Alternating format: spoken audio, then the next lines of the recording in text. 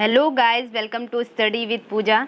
और यहाँ पर हम लोगों ने जैसा कि जो है प्रॉमिस किया था कि हम लोग प्रीवियस ईयर के पेपर सॉल्व करेंगे। तो यहाँ पर हम लोग प्रीवियस ईयर के पेपर हम लोगों ने जूनियर का जो पेपर है एक हम लोगों ने लाइव सॉल्व किया है, और ये जो दूसरा पेपर है बेसिकली, तो दूसरा यहाँ पर हम लोग प्राइमरी लेवल का जो है पेपर सॉल्व करने जा रहे हैं। और आपको ये जो आगे तक की ये जो पेपर अभी देखने को मिलेंगे, तो हम लोग पहले जो है वो प्राइमरी लेवल को प्रायोरिटी दे करके प्राइमरी लेवल के सारे पेपर्स जो हैं प्रीवियस ईयर के सॉल्व कर लेंगे, जिससे कि क्योंकि ये कॉमन पेपर है सभी के लिए।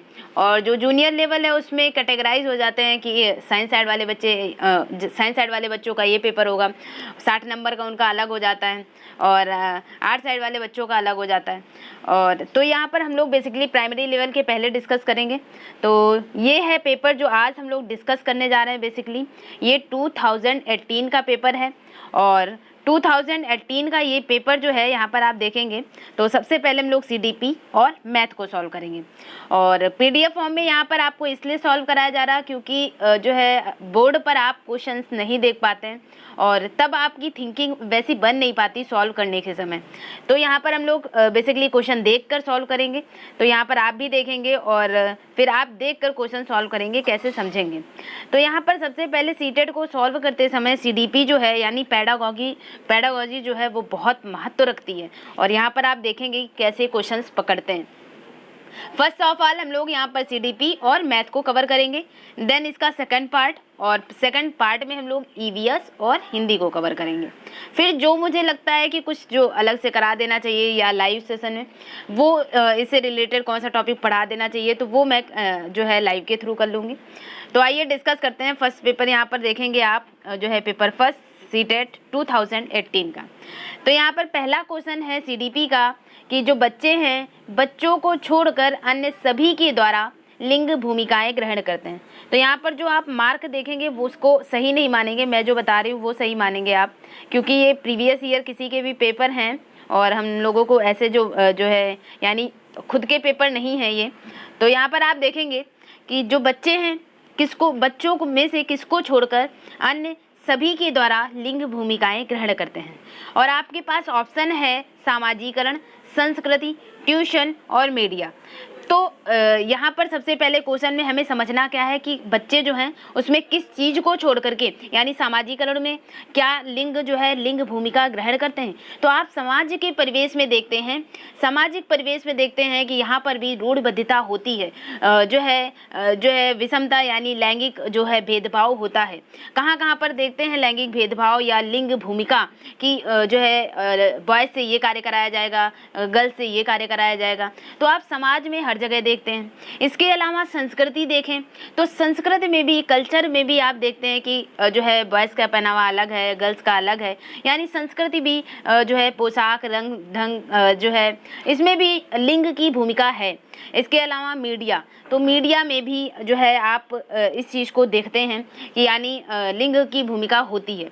तो यानी कहीं कहीं पर भी यानी जैसे कि संपादकीय है तो कहाँ पर कौन जाएंगे जो है संपादकीय के लिए, तो इसमें भी कहीं ना कहीं आपको लिंग भूमिका दिख जाएगी। लेकिन जो ट्यूशन वर्ड है तो ट्यूशन में कहीं पर भी आपको लिंग भूमिका ग्रहण करता हुआ ये सेंटेंस यानी लिंग के बारे में प्रायोरिटी किसी को नहीं दी जा रही है। तो समाज में लिंग भूमिका देखेंगे, संस्कृत में भी होगी, मीडिया में भी हो सकती है, लेकिन ट्यूशन वर्ड में आपको नहीं दिखेगा। तो जो है इसका आंसर क्या हो जाएगा, ट्यूशन। यानी कि कहाँ पर छोड़ करके अन्य सभी जगह लिंग भूमिकाएं ग्रहण करते हैं बच्चे, तो ट्यूशन को छोड़कर अन्य सभी जगह जो है वो लिंग भूमिकाएं ग्रहण करते हैं। नेक्स्ट सेकंड क्वेश्चन है, यहाँ पर सेकंड क्वेश्चन है मानकीकृत परीक्षणों की आलोचनाओं में से एक या है, यानी मानकीकृत जो परीक्षण है। अब आपको ध्यान रखना है कि जो परीक्षण करना है या जो परीक्षण किए जा रहे हैं उनमें से आपको छांटना क्या, आलोचना। यानी आपको क्वेश्चन सॉल्व करते समय कहीं आलोचना मिले या नहीं वर्ड मिले उसको सबसे पहले राउंड मार्क करना, ठीक है। तो क्वेश्चन है मानकीकृत परीक्षणों की आलोचनाओं में से एक है, तो आलोचना क्या छांटनी है, जब परीक्षण किया जा रहा है, कोई भी प्रयोगात्मक कार्य कर रहे हैं, परीक्षण कर रहे हैं, तो परीक्षण में उनकी भाषा को समझना मुश्किल है। दूसरा ऑप्शन है परीक्षण जो है या किसी पर जो है परीक्षण किया जा रहा है, तो इसमें परीक्षण जो है वो बड़ी आबादी पर लागू नहीं किए जा सकते। या फिर वे बच्चे की क्षमता की स्पष्ट तस्वीर नहीं देते हैं। चौथा ऑप्शन है वे मुख्य रूप से मुख्य धारा की संस्कृति का प्रतिनिधित्व करते हैं और इसलिए पक्षपाती होते हैं। इसका इंग्लिश वर्जन आप देखेंगे तो यहाँ पर कि जो है स्टैंडर्डाइज टेस्ट किसको कहते हैं, स्टैंडर्डाइज टेस्ट जो है या मानकीकृत परीक्षण जो है इसमें आलोचना चाहता है। और आपके पास ऑप्शन भी आप देख रहे हैं कि बड़ी आबादी पर लागू नहीं किए जा सकते, या उनकी भाषा को, परीक्षण की भाषा को समझना मुश्किल हो जाता है, या फिर जो परीक्षण किए जा रहे हैं वो बच्चे की स्पष्ट तस्वीर नहीं दे रहे हैं, या फिर वे मुख्य रूप से मुख्य धारा की संस्कृति का प्रतिनिधित्व करते हैं और इसलिए पक्षपाती होते हैं। तो आंसर क्या हो जाएगा, मानकीकृत परीक्षण जो है, तो मानकीकृत परीक्षण की आलोचना जो है वो ये है कि ये जो है ये मुख्य रूप से मुख्य धारा की संस्कृति का प्रतिनिधित्व करते हैं। जिस चीज़ के लिए जिस चीज़ का परीक्षण करना है, अब मान लिया CDP के थ्रू किसी बच्चे के IQ लेवल का परीक्षण करना है, तो वो IQ का परीक्षण करेगा। उसको ये नहीं मतलब है कि वो बच्चा किस संस्कृति से आ रहा है, किस परिवेश से आ रहा है। और तो यानी यहाँ पर देखेंगे सिर्फ मुख्य धारा से मुख्य धारा की संस्कृति का प्रतिनिधित्व करते हैं, तो इसलिए एक तरह से ये पक्षपाती हो जाते हैं। यहाँ IQ लेवल ये तो बता देगा कि जो बच्चा है या कमज़ोर, या इसका IQ लेवल कम है, इसका IQ लेवल ज़्यादा है, लेकिन जो है वो किस परिवेश से या कैसे जो है, यानी जो बच्चा है यहाँ पर उसकी संस्कृति या उसका कल्चर जो है भिन्न भिन्न भी हो सकता है, इसलिए ये इफेक्ट हो सकता है। तो यहाँ पर जो आलोचनात्मक पक्ष है परीक्षण के लिए कि ये जो होते हैं ये मुख्य रूप से मुख्य धारा की संस्कृति का प्रतिनिधित्व करते हैं और इस तरह से ये पक्षपाती हो सकते हैं। ये एक आलोचनात्मक पक्ष हो गया मानकीकृत परीक्षण का।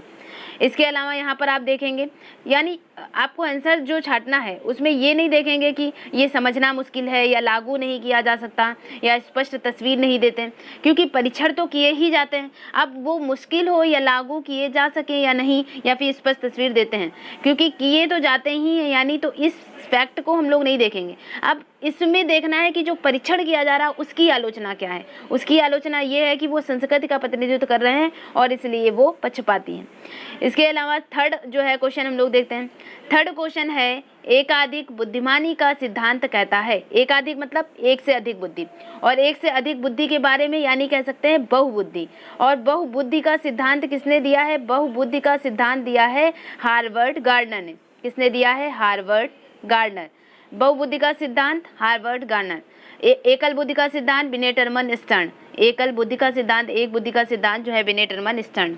और तो यानी यहाँ पर आप देखते हैं जो बुद्धि के बारे में, तो बुद्धि यानी बहुबुद्धि, जब जो बुद्धि है वो कई एस्पेक्ट देखे, एक के साथ साथ उसको कई एस्पेक्ट दिखाई दें, उसे कहते हैं बहुबुद्धि।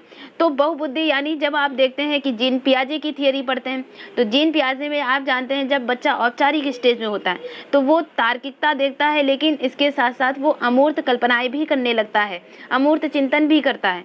तो यानी वो जो होता है अदर एस्पेक्ट को भी देख रहा होता है, या जो अदर एस्पेक्ट देखेगा बच्चा वो जीन पियाजे की तीसरी स्टेज में ही देखने लगता है, 7 से 11 वाले में। तो यहाँ पर आप देखते हैं कि जो बहुबुद्धि है, बहुबुद्धि सिद्धांत दिया है हार्वर्ड गार्डनर ने। और क्वेश्चन है एकाधिक बुद्धिमानी यानी एक से अधिक बुद्धिमानी यानी बहुबुद्धि का सिद्धांत क्या कहेगा। अब बहुबुद्धि मतलब बुद्धि जो है वो कई प्रकार की होती है, तो बहुबुद्धि सिद्धांत से एकाधिक बुद्धिमानी ये जो सिद्धांत है इसका मतलब है कि बुद्धि कई प्रकार की होती है। और बुद्धि कई प्रकार की होती है किसने कहा? हार्वर्ड गार्डनर ने। और इन्होंने 7 प्रकार की जो बुद्धि है वो बताई है।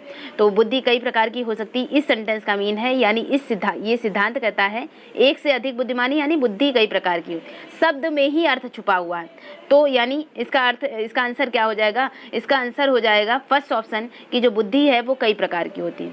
इसके अलावा आप देखेंगे तो इसके अलावा ऑप्शन आपको यहाँ पर देखें आप कि पेपर पेंसिल जो है परीक्षण जो है वो सहायक नहीं है। जहाँ पे भी पेपर पेंसिल परीक्षण आ जाता है तो वो दर्शाता है कि सीमित है, यानी बच्चे की बुद्धि को सीमित करने वाला जो सेंटेंस है कि अगर आप बच्चों को केवल पेपर और पेंसिल के थ्रू सिखाते हैं, अध्ययन कराते हैं, तो ये उसको सीमित करता है, उसके ज्ञान को सीमित करता है। यानी एनसीएफ कहता है कि बच्चे को जो परिवेश है या बच्चे को जो सिखाया जाए वो बाहरी परिवेश से जोड़कर सिखाया जाए। तो पेपर पेंसिल परीक्षण जो है वो सहायक नहीं होगा किसी भी वे में। तो यहाँ लेकिन ये सेंटेंस सही है, पेपर पेंसिल जो है परीक्षण है वो सहायक नहीं है एकाधिक बुद्धिमानी के लिए। लेकिन यहाँ पर इस सिद्धांत का मीन्स पूछा गया था, एक से अधिक बुद्धिमानी, तो इसका अर्थ ये है कि ये बुद्धि जो है, यानी ये सिद्धांत क्या कहता है, तो ये सिद्धांत सिर्फ ये बात कह रहा है कि जो बुद्धि है वो कई प्रकार की हो सकती है। इसके अलावा थर्ड ऑप्शन इसमें दिखा है कि प्रभावी अध्यापन के द्वारा बुद्धि बढ़ाई जा सकती है। हालांकि सेंटेंस सही है कि प्रभावी अध्यापन के द्वारा जो है वो बुद्धि बढ़ाई जा सकती है, बुद्धि तेजी से बढ़ाई जा सकती है, ये नहीं कह सकते। तो यहाँ पर आप देखेंगे सेंटेंस सही हो सकता है, लेकिन सेंटेंस क्वेश्चन के अकॉर्डिंग सेंटेंस क्या होना चाहिए, तो क्वेश्चन के अकॉर्डिंग सेंटेंस फर्स्ट ऑप्शन कि जो बुद्धि है वो बुद्धि कई प्रकार की हो सकती है। और हार्वर्ड गार्डनर ने दिया है 7 प्रकार की बुद्धि। और यहाँ तो बेसिकली यहाँ पर जो है राइटर भी काम कर रहे हैं कि ये जो बुद्धि है, एक से अधिक बुद्धि के बारे में किसने बताया है, तो हार्वर्ड गार्डनर ने बताया। फोर्थ ऑप्शन, यहाँ फोर्थ क्वेश्चन देखेंगे हम लोग और आपको ये विजिबल होगा।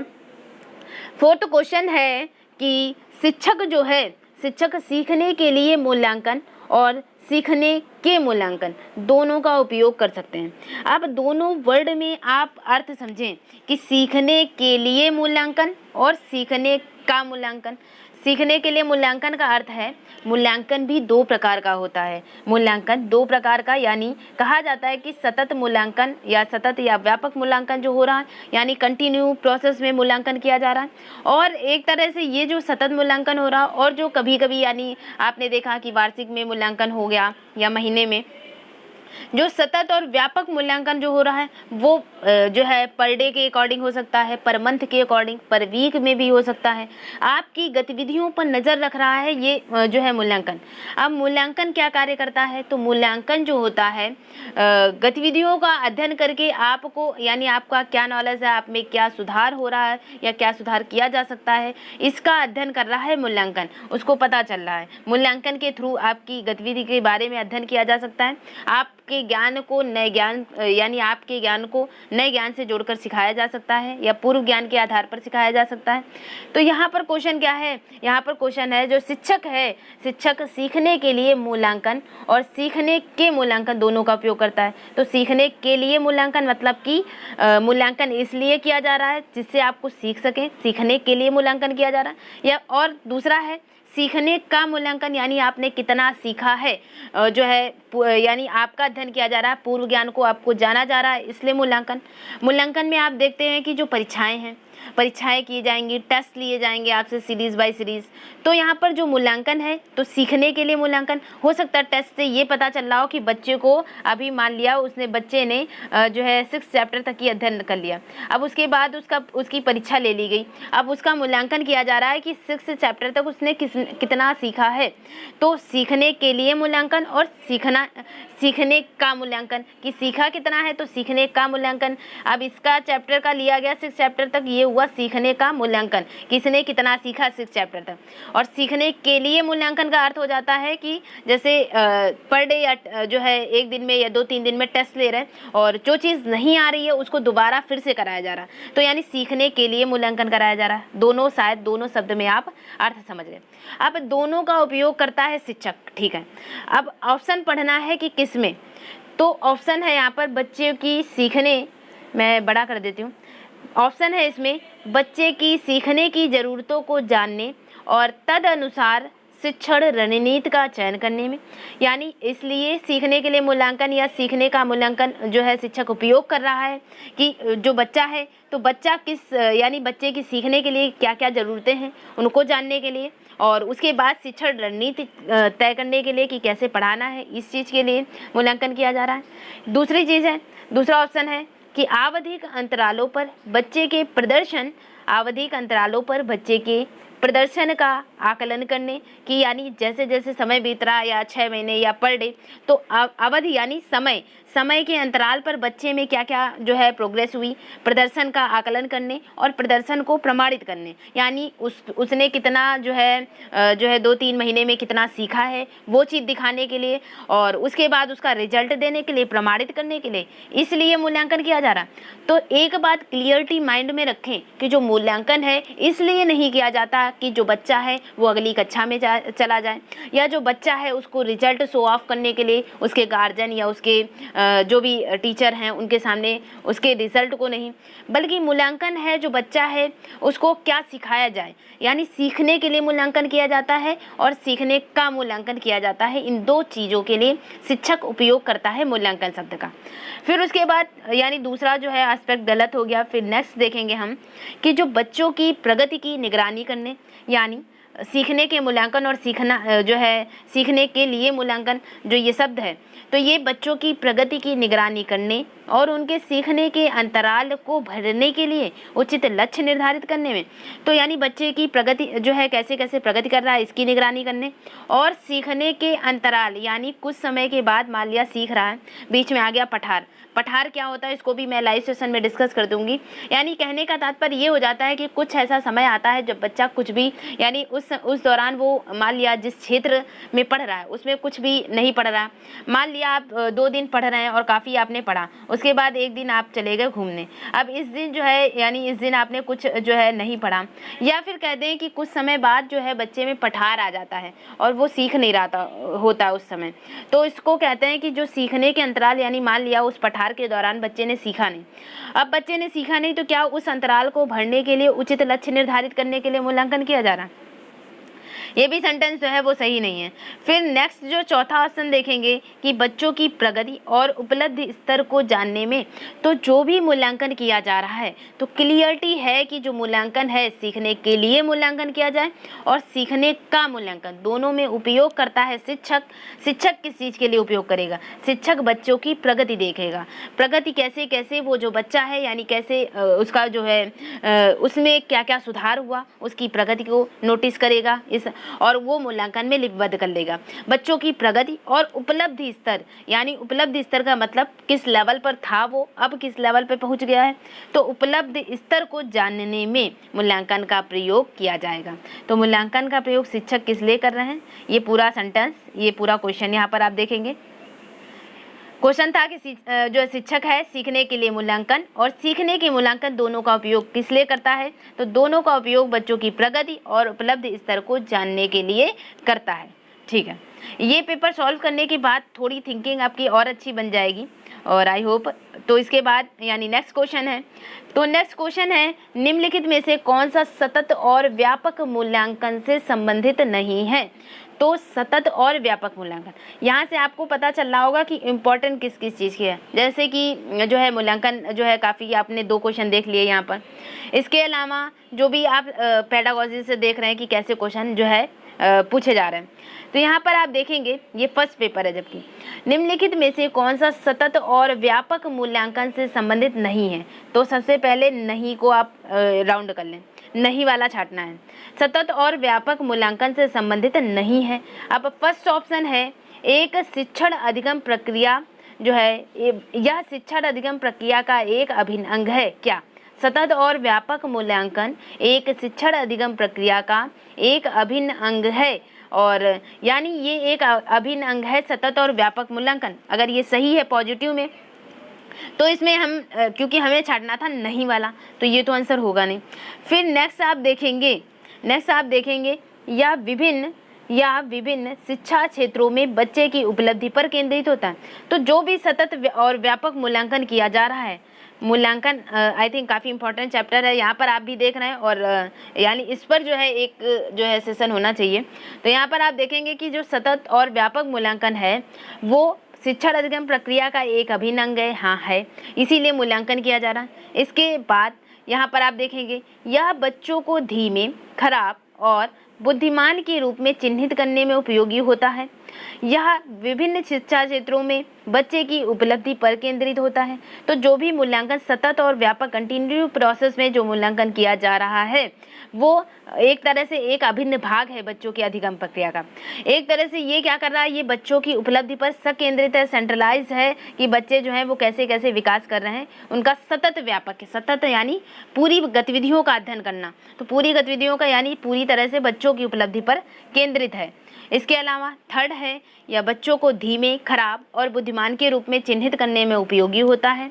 और चौथा है, इसे भारत की शिक्षा के अधिकार अधिनियम द्वारा अनिवार्य किया गया है।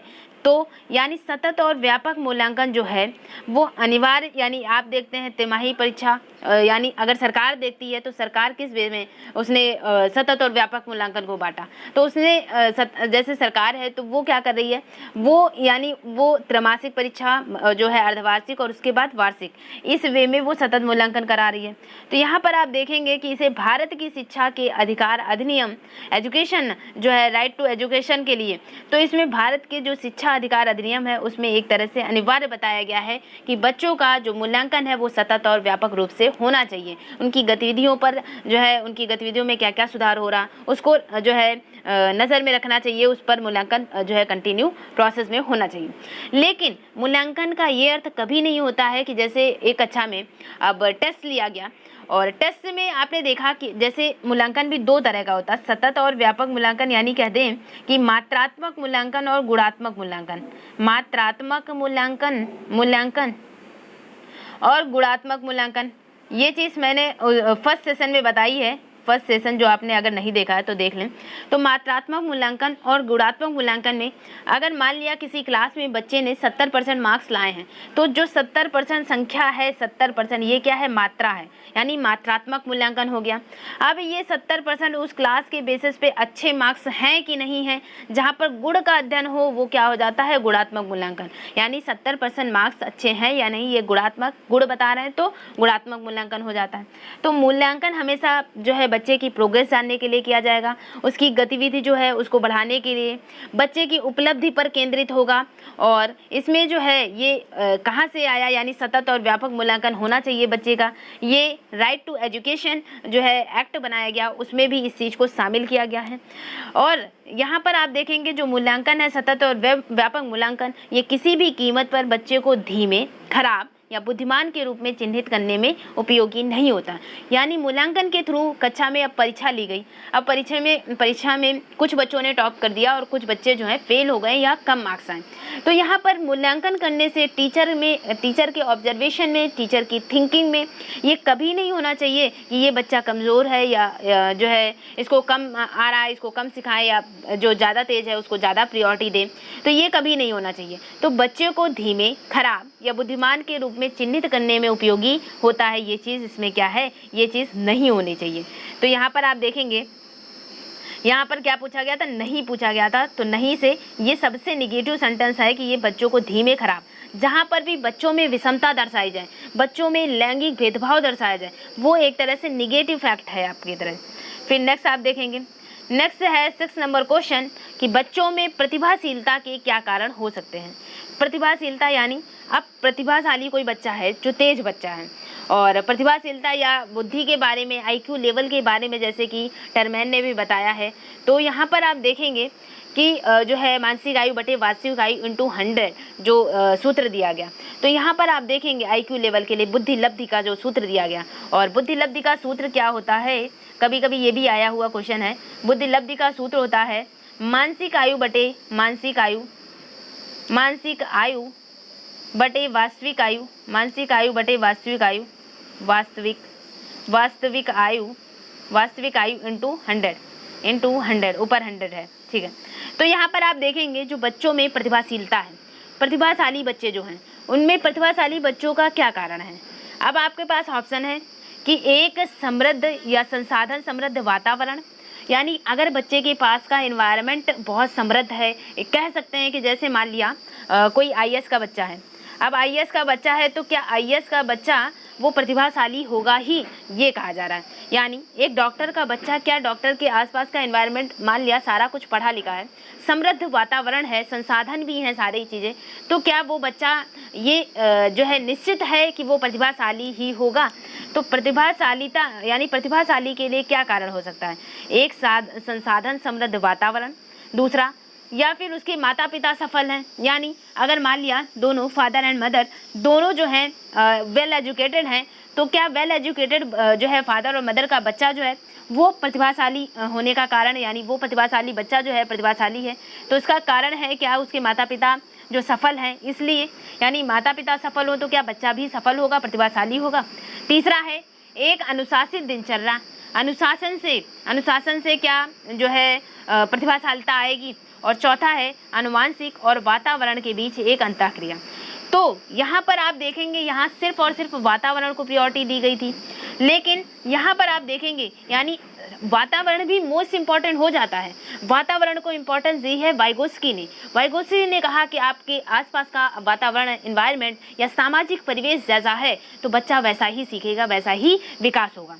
तो प्रतिभाशालिता या जो बच्चा प्रतिभाशाली है या जैसा भी है उसका IQ लेवल वो पूरी तरह से समाज से इंटरेक्ट करके आ रहा है, इसके बारे में वाइगोत्स्की बताते हैं। तो यहाँ पर आपके पास जो ऑप्शन है कि जो है समृद्ध वातावरण, तो वातावरण भी इम्पोर्टेंस है, लेकिन इसके साथ साथ जेनेटिकली आनुवांशिकता भी इम्पोर्टेंट है। यानी जैसे कि जीन पियाजे कहते हैं, तो जीन पियाजे क्या कहते हैं कि कुछ बच्चों में हेरिडिटी यानी आनुवांशिकता से कुछ गुण आ जाते हैं, क्योंकि जीन पियाजे क्या है, संज्ञानात्मक विकास के जनक हैं। यानी विकास बच्चे का कैसा हो रहा है, उसका माइंड का IQ लेवल जो है, उसकी तर्क शक्ति, उसके सोचने की क्षमता, स्मृति, ये किस पर डिपेंड है। तो सबसे पहला फैक्ट आता है आनुवांशिकता। सबसे पहला फैक्ट क्या आता है, आनुवांशिकता। दूसरा उसके एक्सपीरियंस कैसे हैं, अनुभव, उसने कुछ जो गुण हैं वो आनुवांशिकता से आते हैं। आनुवांशिकता के बारे में ग्रेगर जॉन मेंडल ने बताया। तो आनुवांशिकता मैं जो बोल रही हूँ उन सेंटेंस को आप जरूर नोटिस करें, आपको आगे सेंटेंस में कहीं पे भी कुछ चीज़ जो है सेंटेंस सही करने में मदद कर सकते हैं। तो यहाँ पर आप देखेंगे कि आनुवांशिकता के बारे में बताया कि जो बच्चे हैं उनमें कुछ गुण जो हैं वो आनुवांशिकता से आ रहे हैं। और आनुवांशिकता पर जैसे ही परीक्षण किया ग्रेगर जॉन मेंडल ने, उन्होंने बताया कि कुछ फैक्ट हैं जो यानी उन्होंने जब मटर के पौधों पर प्रयोग किया और टॉल और शॉर्ट पौधों को जो अलग किया, तो उन्होंने देखा कि कई पीढ़ी या दूसरी पीढ़ी में भी मान लिया तीसरी पीढ़ी के कुछ गुण आ गए। तो ये क्या हुआ, आनुवांशिकता से कुछ लक्षण बच्चों में आ रहे हैं। हालांकि यानी कह सकते हैं कि यानी जो है पेरेंट्स हैं, अगर जो है पेरेंट्स जो हैं एक वेल एजुकेटेड हैं तो हो सकता है उनकी आनुवांशिकता कुछ लक्षण जो हैं, तेज माता पिता की संतान जो है, जरूरी नहीं तेज ही हो, लेकिन कुछ लक्षण जो है वो आ सकते हैं। तो आनुवांशिकता कुछ मैटर कर सकती है। इसके अलावा और जो है वातावरण, तो दोनों के मध्य जब अंतःक्रिया होती है तो इससे क्या हो जाता है, इससे यहाँ का जो बच्चा है वो पूरी तरह से प्रतिभाशाली होगा। यानी अनुशासित दिनचर्या वाला हो सकता है, प्रतिभाशाली हो भी नहीं भी हो। सफल माता पिता के बच्चे जरूरी नहीं है कि वो प्रतिभाशाली हो ही। फिर जो फर्स्ट ऑप्शन था कि केवल इन्वायरमेंट मैटर नहीं करता, इन्वायरमेंट के साथ साथ ऑप्शन में अगर आपको इससे ज़्यादा पॉजिटिव सेंटेंस दिया गया है कि इन्वायरमेंट विद जो है हेरिडिटी आनुवांशिकता हो, तो इन दोनों के बीच एक अंतःक्रिया होती है और इस बेसिस पे 6 का 4 ऑप्शन राइट है। नेक्स्ट क्वेश्चन है सामाजिक आर्थिक रूप से वंचित पृष्ठभूमि से आने वाले बच्चों, सामाजिक आर्थिक रूप से वंचित पृष्ठभूमि यानी सामाजिकता की बात या सामाजिक परिवेश की बात कही है वाइगोत्स्की ने, ठीक है। अब इन्होंने क्या कहा क्वेश्चन में कि जो सामाजिक और आर्थिक परिवेश है वहाँ पर वंचित पृष्ठभूमि से आने वाले, वंचित पृष्ठभूमि से यहाँ पर वंचित बच्चे कौन से हो जाते हैं। तो यानी अगर आपसे खाली वंचित सेंटेंस आए या वंचित शब्द आए तो वंचित शब्द उसके लिए होता है, यानी मान लिया कि आप उसी परिवेश में पढ़ रहे हैं, यानी एज अ ग्रुप या एज अ इस एज ग्रुप में आप पढ़ रहे हैं। इसकी के अलावा जो दूसरे कुछ बच्चे होंगे या कुछ जो है गरीब आर्थिक क्षेत्र से रिलेटेड होंगे, आर्थिक यानी जहाँ का जो परिवेश है आर्थिक रूप से कुछ कमज़ोर बच्चे होंगे, तो उनको वो सुविधाएं नहीं मिल पा रही होंगी। एज एग्जाम्पल कि मान लिया आप इंजीनियरिंग करना चाहते हैं, आप क्या करना चाहते हैं, इंजीनियरिंग करना चाहते हैं और कुछ आर्थिक दृष्टि से आप इंजीनियरिंग नहीं कर पा रहे हैं, लेकिन यानी आपके अंदर क्वालिटी है, क्षमता है, लेकिन आप इंजीनियरिंग नहीं कर पा रहे हैं क्योंकि आपकी आर्थिक दृष्टि कमजोर है। इसी जगह पे दूसरा जो बच्चा है उसके पास इकोनॉमी या आर्थिक जो है सुदृढ़ है और वो इंजीनियरिंग कर रहा है, तो ये क्या हुआ, आप उस चीज़ से यानी आप क्या हुए, आप इंजीनियरिंग से वंचित रह गए। तो यानी वंचित हो जाता है कि मूलभूत जो सुविधाएं आपको ज़रूरत हैं उनसे आप क्या हो जा रहे हैं, उनसे आप वंचित हो जा रहे हैं। तो इसको कह रहे हैं वंचित पृष्ठभूमि। शायद इस शब्द का मीन समझ गए। तो यहाँ पर क्या है, सामाजिक आर्थिक यानी समाज से वंचित हो जाए, मान लिया उसको ऐसा एनवायरनमेंट ऐसा वातावरण नहीं मिला हो, आप कोई जो है ग्रामीण परिवेश से रिलेट हो, कोई शहरी परिवेश से, तो यानी उसके आसपास का सामाजिक परिवेश से वो वंचित हुआ। इसके अलावा इकोनॉमिकली आर्थिक रूप से वो वंचित हो जाए। तो सामाजिक आर्थिक रूप से वंचित पृष्ठभूमि से आने वाले बच्चों को कक्षा में माहौल की आवश्यकता होती। अब सामाजिक रूप से भी वंचित बच्चा है और आर्थिक रूप से। एक कक्षा में सारे बच्चे बैठे हैं।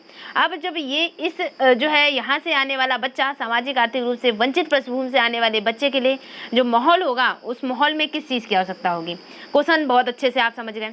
अब आपको ऑप्शन पढ़ने हैं, तो ऑप्शन है आपके पास कि उनके सांस्कृतिक और भाषाई ज्ञान को महत्व देता है और उनका उपयोग करता है। यानी यहाँ पर क्वेश्चन है कि जो है सांस्कृतिक, सामाजिक और आर्थिक रूप से जो वंचित बच्चा है, पृष्ठभूमि से आने वाला जो बच्चा है, उसको बच्चों को कक्षा में माहौल की आवश्यकता होती है। किस माहौल की आवश्यकता होती है? ऑप्शन है कि उनके सांस्कृतिक और भाषाई ज्ञान को महत्व देता है और उनका उपयोग करता है। दूसरा ऑप्शन है उनकी भाषा के उपयोग को हतोत्साहित करता है। एज अ टीचर आपको सोचना क्या है, आपकी थिंकिंग जो है एज अ पॉजिटिव वे में होनी चाहिए, सकारात्मक वे में। आपको बच्चे में कहीं भी हतोत्साहित नहीं करना है, उनको याद नहीं करवाना है। तो हतोत्साहित तो आप करेंगे नहीं, ठीक है। दूसरी चीज़ क्या हुआ? दूसरी चीज़ यानी बच्चों को उनकी क्षमताओं के आधार पर वर्गीकृत। आपको बच्चों को कभी भी कैटेगराइज नहीं करना कि मूल्यांकन भी कर रहे थे सतत और व्यापक मूल्यांकन, वहाँ पे भी आपने देखा कि आप बच्चों को बांटेंगे नहीं। यानी आप बच्चों में कम, तेज या कौन बुद्धिमान है, कौन धीमा है, तो इस चीज़ के लिए आप मूल्यांकन नहीं कर रहे हैं। मूल्यांकन में नहीं शब्द जो था तो उसमें आपने उसको हटा दिया, यानी अलग कर दिया। तो यहाँ पर भी क्या है, जो बच्चे हैं उनकी क्षमताओं के आधार पर उनको कैटेगराइज नहीं करेंगे, वर्गीकृत नहीं करेंगे, ठीक है। ये यानी सेंटेंस नहीं हो सकता। इसके अलावा उन्हें अच्छा व्यवहार सिखाता है, यानी सामाजिक आर्थिक रूप से वंचित पृष्ठभूमि से आने वाला बच्चा है, तो आप उसे क्या सिर्फ व्यवहार सिखाएंगे, अच्छा व्यवहार, कि लोगों के साथ कैसे मिले, कैसे बात करें, ये चीज़ नहीं। हर बच्चे को आपको मोटिवेट करना है। अगर मैंने पॉजिटिव और टैग जो है नेगेटिव टैग वर्ड्स की बात की है, तो यहाँ पर आप देखेंगे कि जो है हतोत्साहित नहीं करना है। ये चीज़ आपको सेंटेंस पढ़ने में आपको ज़्यादा देर नहीं लगेगी और आप कुछ जगह पे उसको अप्लाई कर पाएंगे। लेकिन हर जगह अप्लाई जो है, हर जगह अगर आपको कॉन्सेप्ट मिल रहा है तो आप कॉन्सेप्ट के बेस से जाएं। ये तो टैग वर्ड्स तब काम करेंगे जब आप कुछ नहीं समझ आ रहा, तब आप कर सकते हैं। फिर नेक्स्ट आप देखेंगे कि बच्चों को उनकी क्षमताओं के आधार पर वर्गीकृत नहीं करेंगे आप। चौथा है उन्हें अच्छा व्यवहार सिखाता है। कोई भी बच्चा जो पृष्ठभूमि से, उसकी पृष्ठभूमि जो है वो वंचित पृष्ठभूमि से है, तो आप उसको व्यवहार, सिर्फ बिहेवियर नहीं सिखाएंगे। इसके अलावा हर बच्चे को आपका दायित्व है एज अ टीचर कि आप उसके जो है उसकी भाषा को, उसको सम्मान दें, उसको जो है प्रायोरिटी दें, महत्व दें। तो आपका कार्य क्या है, उसके ज्ञान को महत्व देना, उसे सांस्कृतिक और भाषाई ज्ञान को, उसकी संस्कृति को महत्व देना और उनका उपयोग करता है। यानी उनके भाषाई ज्ञान को महत्व देता है और उनका उपयोग करता है। ये टीचर का दायित्व है। तो एज अ टीचर आपकी थिंकिंग भी एकदम पॉजिटिव वे में चलनी चाहिए। और वंचित पृष्ठभूमि के लिए कक्षा का जो माहौल है, उस माहौल में भी उनकी संस्कृति, जो वंचित पृष्ठभूमि से बच्चा आया है, उनकी संस्कृति, उनके भाषाई ज्ञान को महत्व दिया जाएगा, उनका उपयोग भी किया जाएगा। यानी हो सकता है कि आप जो है यूपी से बिलोंग करते हो, दूसरा बच्चा महाराष्ट्र से बिलोंग करता हो, उसकी संस्कृति, उसका कल्चर अलग हो, तो उसको अपनाने की और बच्चों में जो है उसको उपयोग करने की, यानी बच्चे भी उसकी संस्कृति से परिचित हों। या फिर ग्रामीण परिवेश से भी आया तो बच्चों को ये पता चलेगा कि मतलब गाँव में ऐसा भी बिहेवियर होता है, ऐसा व्यवहार होता है। फिर धीरे धीरे उसमें चेंजमेंट हो जाएंगे। फिर नेक्स्ट हम लोग बात करते हैं 8 नंबर क्वेश्चन की। तो 8 नंबर क्वेश्चन है, कक्षा में सृजनात्मक और प्रतिभाशाली बच्चों के लिए आवश्यक हस्तक्षेप निर्भर करता है। यानी सृजनात्मक मतलब क्रिएटिव बच्चा, और क्रिएटिव जो बच्चा होगा वो क्या करेगा, वो नवाचार होगा, उसमें इनोवेशन होगा। तो यहाँ पर कक्षा में सृजनात्मक और जो प्रतिभाशाली बच्चे हैं, प्रतिभाशाली बच्चों के लिए आवश्यक हस्तक्षेप निर्भर करता है। तो यानी जो कक्षा में कुछ क्रिएटिव बच्चे हैं और कुछ प्रतिभाशाली जो बच्चे हैं, या सृजनात्मक और प्रतिभाशाली दोनों बच्चे हैं, तो बच्चों के लिए आवश्यक हस्तक्षेप किस पर निर्भर करता है, तो उन्हें अतिरिक्त समय दिए जाने पर, इस पर, उनके प्रति स्नेही जो है होने के नाते पर। यानी आपको छांटना क्या है, हस्तक्षेप जो है वो किस चीज़ पर डिपेंड कर रहा। और तीसरा ऑप्शन है उन्हें अन्य बच्चों को पढ़ाने की जिम्मेदारी देने पर। और चौथा ऑप्शन है कि शिक्षक द्वारा अनुकूलित और प्रेरक निर्देशन तरीकों के प्रयोग करने पर। तो क्वेश्चन क्या है, क्वेश्चन है कि जो कक्षा में जो क्रिएटिव बच्चा है और प्रतिभाशाली बच्चा है, उसके लिए आवश्यक हस्तक्षेप किस पर निर्भर कर रहा है। टीचर जो है कुछ भी हस्तक्षेप कर रहा है तो टीचर जो है हस्तक्षेप कर रहा है किस लिए, तो क्या टीचर उनको अतिरिक्त समय दे रहा है इस चीज़ के लिए हस्तक्षेप कर रहा है? नहीं। आप जो एज अ टीचर आपको प्रायोरिटी किसी को नहीं देनी है, लेकिन जो पढ़ने वाला बच्चा है उसे मार्गदर्शन जरूर करना है। ये नहीं है कि जो जैसे फर्स्ट आ रहा या सेकंड आ रहा तो उनके प्रति भेदभाव भी नहीं करना है, लेकिन आप जानते हैं एज अ टीचर कि ये बच्चा आगे निकल सकता है और पढ़ सकता है, तो आपका दायित्व है कि आप उसको जो है मोटिवेट कर दें, मार्गदर्शन दे दें, अच्छा मार्गदर्शन, और उस बच्चे को जो है आगे तक की जो है रास्ता दिखाने का आपका उत्तरदायित्व हो जाएगा। और यहाँ पर यानी क्योंकि एक ही क्लास में मान लिया वो बच्चा जो है तेज बच्चा, उसको जो है अदर नॉलेज भी चाहिए, तो आप उसको मदद करें, आप जो है उसको सिखाएंगे भी, वो जो भी उसकी क्वेरी होगी, क्वेश्चन होगा। तो यहाँ पर क्या है, उसको अतिरिक्त समय दिए जाने पर हस्तक्षेप करेंगे। तो अतिरिक्त समय दिए जाने पर यहाँ स्पेसिफिक कर दिया, तो आप सारे बच्चों को छोड़ करके उसको स्पेशली टाइम नहीं देंगे, लेकिन अगर वो बच्चा आता है एज अ क्वेरी तब आप उसकी जिज्ञासा को शांत करेंगे। लेकिन एज अ क्लास में आपका उत्तरदायित्व है कि आप सारे बच्चों को समान समावेशी शिक्षा होगी, समान टाइम है सबके लिए और सबको बराबर अधिकार है, तो सबको आप समान देखेंगे, तो वहाँ पर अतिरिक्त समय नहीं देंगे। तो यानी अतिरिक्त समय दिए जाने पर जो है, इसके अलावा नेक्स्ट जो है उसके प्रति स्नेही नाता, यानी जो कच्चा में जो सृजनात्मक बच्चा है, प्रतिभाशाली, उसे आप प्यार देंगे, स्नेह करेंगे, तो ये भी जो है आप बच्चों में भेदभाव नहीं करेंगे, अतिरिक्त समय भी नहीं देंगे। इसके अलावा उन्हें अन्य बच्चों को पढ़ाने की जिम्मेदारी देने पर, यानी अगर ये बच्चा तेज है तो ये भी नहीं कह सकते तुम जो जितने कमज़ोर बच्चे हैं या जो तुम्हारे लेवल के नहीं हैं उनको आप पढ़ाओ, तो उसको ये भी जिम्मेदारी अतिरिक्त नहीं दे सकते हैं। शिक्षक का क्या उत्तरदायित्व है, जो बच्चा पढ़ा है, तेज है, उस शिक्षक का उत्तरदायित्व है कि उसको अनुकूलित और प्रेरक निर्देशन, यानी उसको डायरेक्ट करेगा, निर्देश देगा कि ये बच्चा जो है, यानी ये बच्चा अच्छी जगह निकल सकता है, तो उसको निर्देश देगा और निर्देश तरीके के उपयोग पर जो है बल देगा। तो ये हस्तक्षेप टीचर का होगा।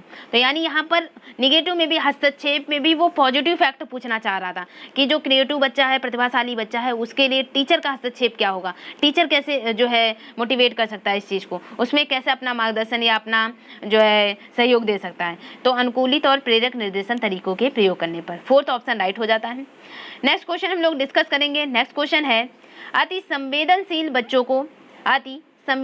बच्चों को सीखने में मदद करने के लिए निम्नलिखित में से कौन सा तरीका उपयुक्त तरीका नहीं है। तो क्या चाहिए, नहीं चाहिए, ठीक है।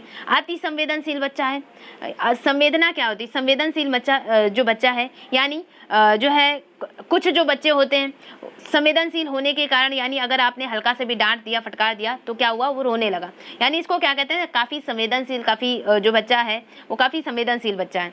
तो यानी यहाँ पर आप देखेंगे, यानी वो चीज़ों को जो है इजीली जो है वो जो है तुरंत ही फील कर जाते हैं। तो यहाँ पर आप देखेंगे अति संवेदनशील बच्चों को सीखने में मदद करने के लिए निम्नलिखित में से कौन सा तरीका उपयुक्त नहीं है। तो नहीं आपको छांटना है, ना कि पॉजिटिव वाला छांटना है। तो नहीं को आपने पहले राउंड कर लिया क्वेश्चन सॉल्व करते समय। अब आपको ऑप्शन सिर्फ अति संवेदनशील बच्चे को ध्यान में रखकर है कि अति संवेदनशील बच्चा है, काफ़ी जो है यानी थोड़ी सी बात में हो सकता है वो रोने लगे या नहीं समझ में आए उसको। तो अति संवेदनशील बच्चों को आप कैसे टैकल करेंगे, कैसे सिखाएंगे। अब उसमें से नहीं वाला सेंटेंस, नेगेटिव वाला सेंटेंस छांटना है, ठीक है। तो इसके लिए जो भी सेंटेंस पॉजिटिव होगा उसे आप अलग रखें, नहीं वाला छांट लेंगे फिर। तो यानी अति संवेदनशील बच्चा है, उसको अधिगम के वैकल्पिक तरीकों की पेशकश, यानी अधिगम मतलब सिखाना। अब सिखाने के कुछ विभिन्न तरीके आप अपना सकते हैं। हो सकता है ये काफ़ी जो है अति संवेदनशील बच्चा है, उसको आप जो है उसको जो है हंस खेल गए या कहानी या किसी माध्यम से, जैसे वो खुशी वो सीख सकता है वो चीज़, आपने उन तरीकों को अपना करके सिखा दिया, ठीक है। ये तो इसके लिए एक पॉजिटिव सेंटेंस हो गया, ठीक है। दूसरा क्या है, उनके दैनिक कार्यक्रम में शारीरिक गतिविधियों का समावेश, यानी वो जो इजीली कार्य कर रहे हैं दैनिक परिवेश में, उसका कैसा रोज का बिहेवियर है, दैनिक कार्यक्रम कैसे हैं, उनमें शारीरिक गतिविधियों का समावेश करके उन्हें सिखा सकते हैं। जैसे कि कहा जाता है कि बाहरी परिवेश से जोड़ करके, या जो बच्चा है उसको सिखाएं आप, उसके जो है डेली रूटीन है उनसे जुड़े चीज़ों से रिलेट करके सिखाएं। यानी अगर मान लिया आपने पौधे के बारे में पढ़ाना है, तो बच्चे से आप क्वेश्चन पूछेंगे, आप किस पौधे के बारे में जानते हैं, आप उनसे क्या क्या प्राप्त करते हैं, आपके घर में कौन सा पौधा लगा है, आप उससे जो है आप पौधे को जल देते हैं कि नहीं। यानी उस बच्चे से उसी की परिवार या उसी के दैनिक कार्यक्रम की से जुड़े हुए सवाल पूछ रहे हैं, शारीरिक गतिविधियों का समावेश कर दें और वो बच्चा उस चीज़ को आसानी से सीख पा रहा है, ठीक है। नेक्स्ट है बेचैन होने पर अक्सर उन्हें फटकार लगाना, एक कार्य को छोटे प्रबंधनीय खंडों में तोड़ना। तो कोई भी कार्य है उसको छोटे छोटे भाग में और तोड़ तोड़ के सिखा देना, तो ये तो इस बच्चे के लिए सही है, अति संवेदनशील जो बच्चा है। तो इसमें सीखने में मदद करने के लिए जो है, तो सीखने में मदद करने के लिए आपको नहीं वाला चाहिए था, और नहीं में जैसे ही आपको जल्दी कैसे सेंटेंस पकड़ना है, तो जल्दी सेंटेंस आप देखेंगे कि किसी भी बच्चे को तुरंत आप ऑप्शन पढ़ेंगे कि वैकल्पिक तरीकों की पेशकश की जाए। ये पॉजिटिव टैग वर्ड है, पॉजिटिव मतलब इसमें कहीं पे भी नेगेटिव आपको नहीं कुछ दिख रहा। दूसरा आप देखेंगे दैनिक कार्यक्रम में शारीरिक गतिविधियों का समावेश, इसमें भी कुछ भी नेगेटिव सेंटेंस नहीं फील हो रहा है, इससे कुछ बच्चे को नुकसान हो जाएगा, ठीक है। तीसरा जैसे ही पढ़ा कि बेचैन होने पर उन्हें अक्सर फटकार लगाना, तो ना ही आपको बच्चे को डांटना है, फटकार नहीं लगाना है, याद नहीं करवाना जो है, तो यानी फटकार नहीं लगाएंगे किसी भी कीमत पे। तो क्योंकि ये अति सेंसिटिव बच्चा है या अति संवेदनशील बच्चा है, तो जैसे फटकार लगाया हो सकता है वो जिस कार्य को करने जा रहा था वही भूल गया हो, तो यानी फटकार नहीं लगाएंगे। तीसरा ऑप्शन यहाँ पर सही हो जाएगा। नेक्स्ट क्वेश्चन है, अलग अलग सोच वाले पैटर्न उन बच्चों की को पहचान करते हैं। यानी अलग अलग सोच वाले पैटर्न, अलग अलग सोच मतलब जो है क्रिएटिव बच्चा है, मान लिया अब क्रिएटिव बच्चा है तो उसमें क्या होगी, उसमें डाइवर्जेंट थिंकिंग होगी। डाइवर्जेंट थिंकिंग का मतलब होता है कि एक एस्पेक्ट के साथ साथ कई अदर एस्पेक्ट के बारे में भी सोचना। तो अलग अलग जो सोच है, तो अलग अलग सोच जो बच्चा है वो क्रिएटिव बच्चा होगा। क्रिएटिव बच्चा यानी इनोवेशन होगा, नवाचार होगा उनमें, और एक ही काम को हर बच्चा जो है डिफरेंट वे में कर रहा होगा, और यानी यहाँ पर जो है क्रिएटिव बच्चों की पहचान कराएगा। तो यहाँ पर आप देखेंगे अलग अलग सोच वाले पैटर्न उन बच्चों की पहचान करते हैं, यानी जो है आपने सबके जो है हो सकता है कि जो उसने जो भी प्रोजेक्ट बनाया उसमें देखा सारे बच्चों ने अलग अलग बनाया। ये किस चीज़ की पहचान करा रहा है, ये चीज़ पहचान करा रहा है कि जो बच्चे हैं वो क्रिएटिव हैं, उन्होंने सबने अलग अलग चीज़ बनाई। तो क्रिएटिव बच्चे यानी सृजनात्मक बच्चों की पहचान करा रहा है। डिसलेक्सिया क्या होता है, डिसलेक्सिया अगर जो बच्चे हैं अगर पठन विकार होता, पढ़ ना पाते किसी चीज़ को अच्छे से, तो डिसलेक्सिया होता, ठीक है। विकलांग बच्चे या दिव्यांग बच्चे जो हैं वो अपने कार्य को या जो भी मूलभूत आवश्यकताएं हैं, मूलभूत ज़रूरतें उनको सही से नहीं कर पा रहे हैं, तो वो तो विकलांग बच्चे हो गए। यहाँ पर कहीं पे भी जो है ये चीज़ नहीं दर्शाई गई थी। यहाँ पर ये था कि अलग अलग सोच, और अलग अलग सोच जब होगी जब बच्चा जो है क्रिएटिव होगा, ठीक है। नेक्स्ट क्वेश्चन हम लोग बात करते हैं 11 नंबर क्वेश्चन। तो 11 नंबर क्वेश्चन है, निम्नलिखित में से कौन सा शिक्षक के द्वारा कक्षा में बच्चों के लिए समस्या हल करने के तरीकों का वर्णन नहीं करता। तुरंत आपने क्या किया, नहीं को राउंड कर लिया। अब क्या कहा कि नहीं आपको छाटना है, आपने तुरंत क्वेश्चन पढ़े। अब क्वेश्चन क्या पढ़े कि कुछ हल करते समय, क्वेश्चन है कुछ हल करते समय गलतियों को करने के लिए ईमानदार रहना। आपको क्या छाटना था, आपको क्वेश्चन क्या था कि जो भी कौन सा शिक्षक द्वारा यानी टीचर, एज अ टीचर कक्षा में बच्चों के लिए समस्या हल करने के तरीके। अब आपके पास माइंड में ये होना चाहिए कि बच्चों की समस्या हल करनी है और आप एक टीचर हैं, आपको क्या नहीं करना चाहिए हल करते समय समस्या। तो आप क्या करेंगे, आप कुछ हल करते समय गलतियों को करने के प्रति ईमानदार रहना, आपका ये उत्तरदायित्व है। या फिर यानी आपको जो नहीं करना वो छाटना है। तो आप दूसरा ऑप्शन है सोच, विचार, परीक्षण और विभिन्न उत्तरों जैसे शब्दावली का प्रयोग करेंगे आप।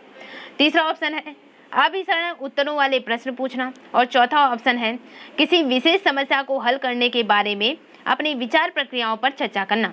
तो एज अ टीचर आपको बच्चों की समस्या हल करनी है, और बच्चों की समस्या हल करने के लिए आप क्या नहीं करेंगे, तो आपका उत्तरदायित्व है कि आप जो है यानी करेंगे क्या, तो आप जो भी बच्चे गलती कर रहे हैं उनके प्रति आप ईमानदार होंगे कि जो है बच्चे ने क्या गलती की है, और यानी यही तो इनकी समस्या थी कि वो बच्चे जो है यानी हो सकता है वो प्रॉब्लम सॉल्व ना कर पा रहे हो, गलती कर रहे हो, तो उस समस्या को आप उन समस्याओं के प्रति ईमानदार रहेंगे कि हाँ उसने गलती की है, इस चीज़ को एक्सेप्ट करेंगे और उसे समझाने का प्रयास करेंगे, ठीक है। फिर उसके बाद सोच, विचार और परीक्षण, विभिन्न उत्तरों जैसे शब्दावली का प्रयोग। तो यानी थिंकिंग होगी, विचार होगा, तो ये एज अ टीचर आप सोचेंगे कि इनको किस वे से सिखाया जाए, इनकी समस्या जो है सोच विचार करके परीक्षण करके कैसे ठीक की जा सकती है। नेक्स्ट आप देखेंगे कि किसी विशेष समस्या को हल करने के बारे में विचार प्रक्रियाओं पर चर्चा, यानी किसी भी समस्या को कैसे हल किया जा सकता है ये भी आप चर्चा कर सकते हैं बच्चों से। लेकिन यहाँ पर जैसे ही आपने थर्ड ऑप्शन पढ़ा, थर्ड ऑप्शन है अभिसरण उत्तर वाले प्रश्न पूछना।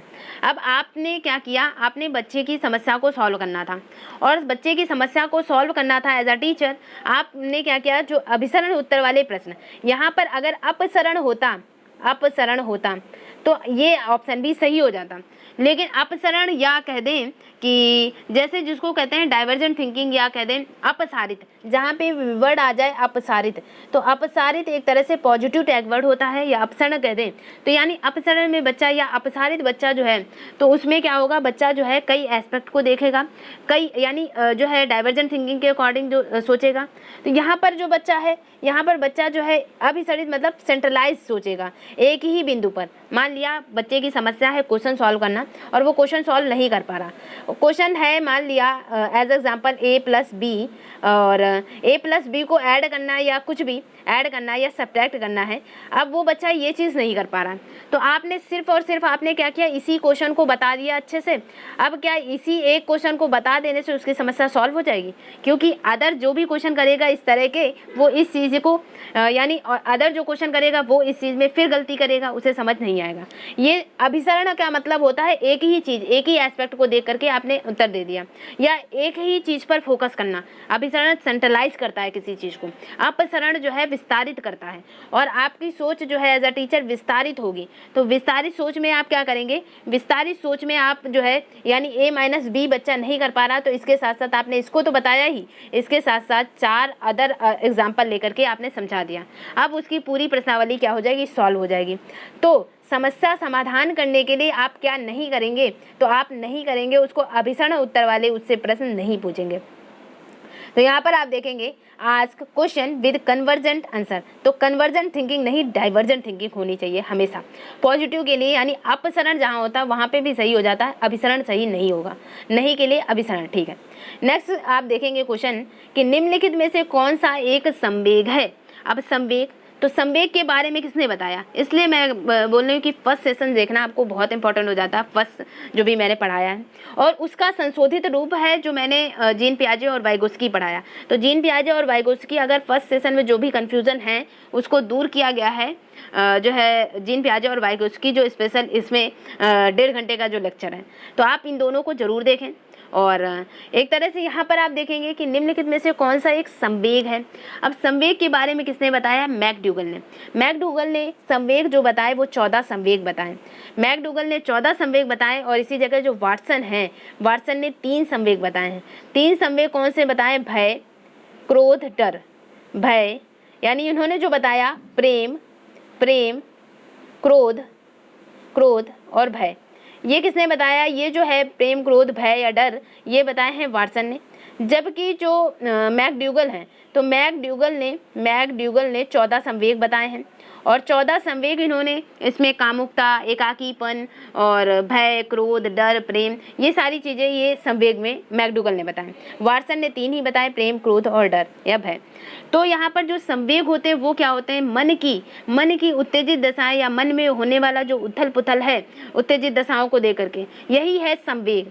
यानी किसी भी चीज़ को देख करके बच्चा अचानक डर जाता है, उसके अंदर जो है भय आता है, क्रोध आता है, या जो है प्रेम, एकाकीपन, एकामुकता, जो वर्ड यानी ये जो मन की दशाएं हैं उत्तेजित दशाएं, और उत्तेजना में हो सकता है वो क्रोध में आके किसी को जो है मार दे या कुछ भी, तो ये संवेग है। अब संवेग में मैंने दोनों राइटर बता दिया, डिस्कस कर दिया।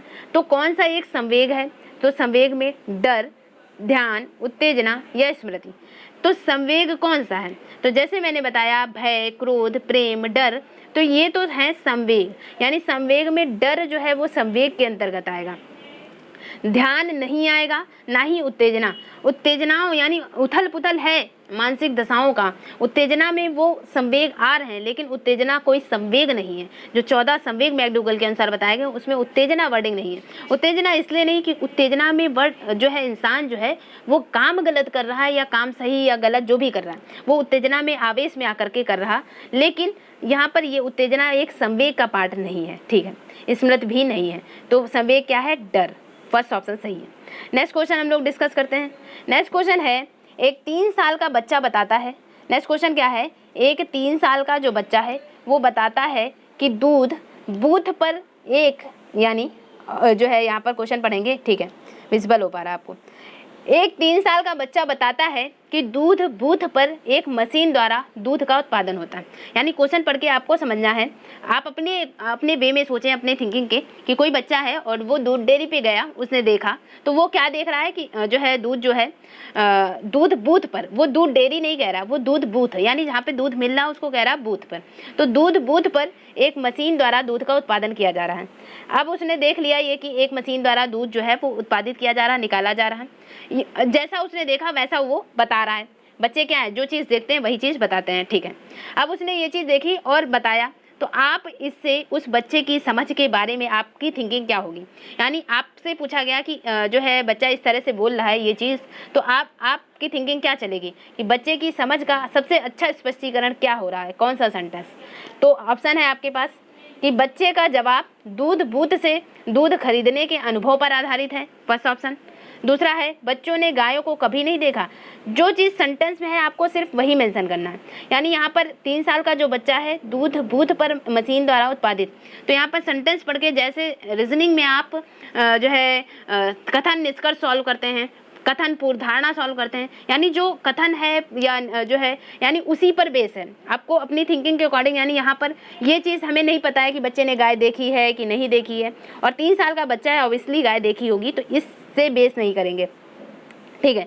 नेक्स्ट जो ऑप्शन है कि बच्चे का परिवार जो है बच्चों को प्रेरक वातावरण प्रदान नहीं करता। परिवार की कोई भी बात नहीं की गई है सेंटेंस में, सिर्फ बच्चे की आपको ये सोचना है कि जो बच्चा है वो पुलिंग, यानी एक तरह से वो बूथ पर गया दूध के, उसने कह दिया दूध बूथ पर जो है वो मशीन से उत्पादित किया जा रहा, सिर्फ उसका सेंटेंस ये है। आपको उसी सेंटेंस के इर्द गिर्द सोचना है कि इससे आप क्या निष्कर्ष निकालना है। तो यानी परिवार जो है बातचीत नहीं करता, प्रेरक नहीं प्रदान करता, इससे कोई मतलब नहीं। बच्चे की दुनिया का बहुत सीमित अनावरण ज्ञान है, तो बच्चे का ज्ञान कितना है या सीमित है एक सेंटेंस से पता नहीं कर सकते। तो यहाँ पर सिर्फ और सिर्फ यहाँ पर ये बच्चे की समझ को दर्शाना है। तो बच्चे की समझ ये है कि जो बच्चा है, बच्चे का जवाब दूध बूथ से मतलब कि दूध खरीदने के और उसके अनुभव पर आधारित है। वो वहाँ गया और उसने ये चीज़ देखी, अनुभव की, तो उसने यहाँ पर बताया। अनुभव करना मतलब कि वो हर जगह मान लिया उसने देखा होगा गाय से दूध निकलता हुआ, मशीन से हो सकता है पहली बार जो है निकलता देख रहा हो, तो उसने आकर के घर में बताया। तो ये उसके अनुभव पर आधारित है कि उसे एक्सपीरियंस था, उसने देखा जो सुना था गाय से, लेकिन यहाँ पर उसने मशीन से देखा तो उसने उस चीज़ को बताया करके। तो फर्स्ट ऑप्शन यहाँ पर राइट हो जाता है। नेक्स्ट क्वेश्चन है, निम्नलिखित में से कौन सा शिक्षक की भूमिका का सबसे अच्छा वर्णन करता है। शिक्षक की भूमिका का सबसे अच्छा वर्णन, यानी कहाँ पर शिक्षक की जो भूमिका है वो सबसे अच्छी जो है जिस सेंटेंस में दिखाई पड़ रही। सबसे पहला जो है ऑप्शन है, एक शिक्षक को निर्धारित पाठ्यपुस्तक का पालन करना चाहिए। यानी क्वेश्चन है कि शिक्षक की जो भूमिका है उसका सबसे अच्छा वर्णन कौन करता है, तो शिक्षक को निर्धारित पाठ्यपुस्तक का पालन करना चाहिए। तो शिक्षक जो है वो केवल पाठ्यपुस्तक से नहीं पढ़ाना चाहिए, यानी एज अ टीचर आपको सिर्फ पाठ्यपुस्तक बेस्ड नहीं होना चाहिए, बुकवार बच्चों को नहीं बनाना है, किताबी कीड़ा नहीं बनाना है, याद नहीं करवाना है, कंठस्थ नहीं करवाना है। तो यहाँ पर आप देखेंगे पाठ्यपुस्तक जो है निर्धारित जो है केवल यानी शिक्षक को निर्धारित पाठ्यपुस्तक का पालन करना चाहिए, ये नहीं होगा एज अ टीचर अगर आप एक अच्छे टीचर हैं, ठीक है।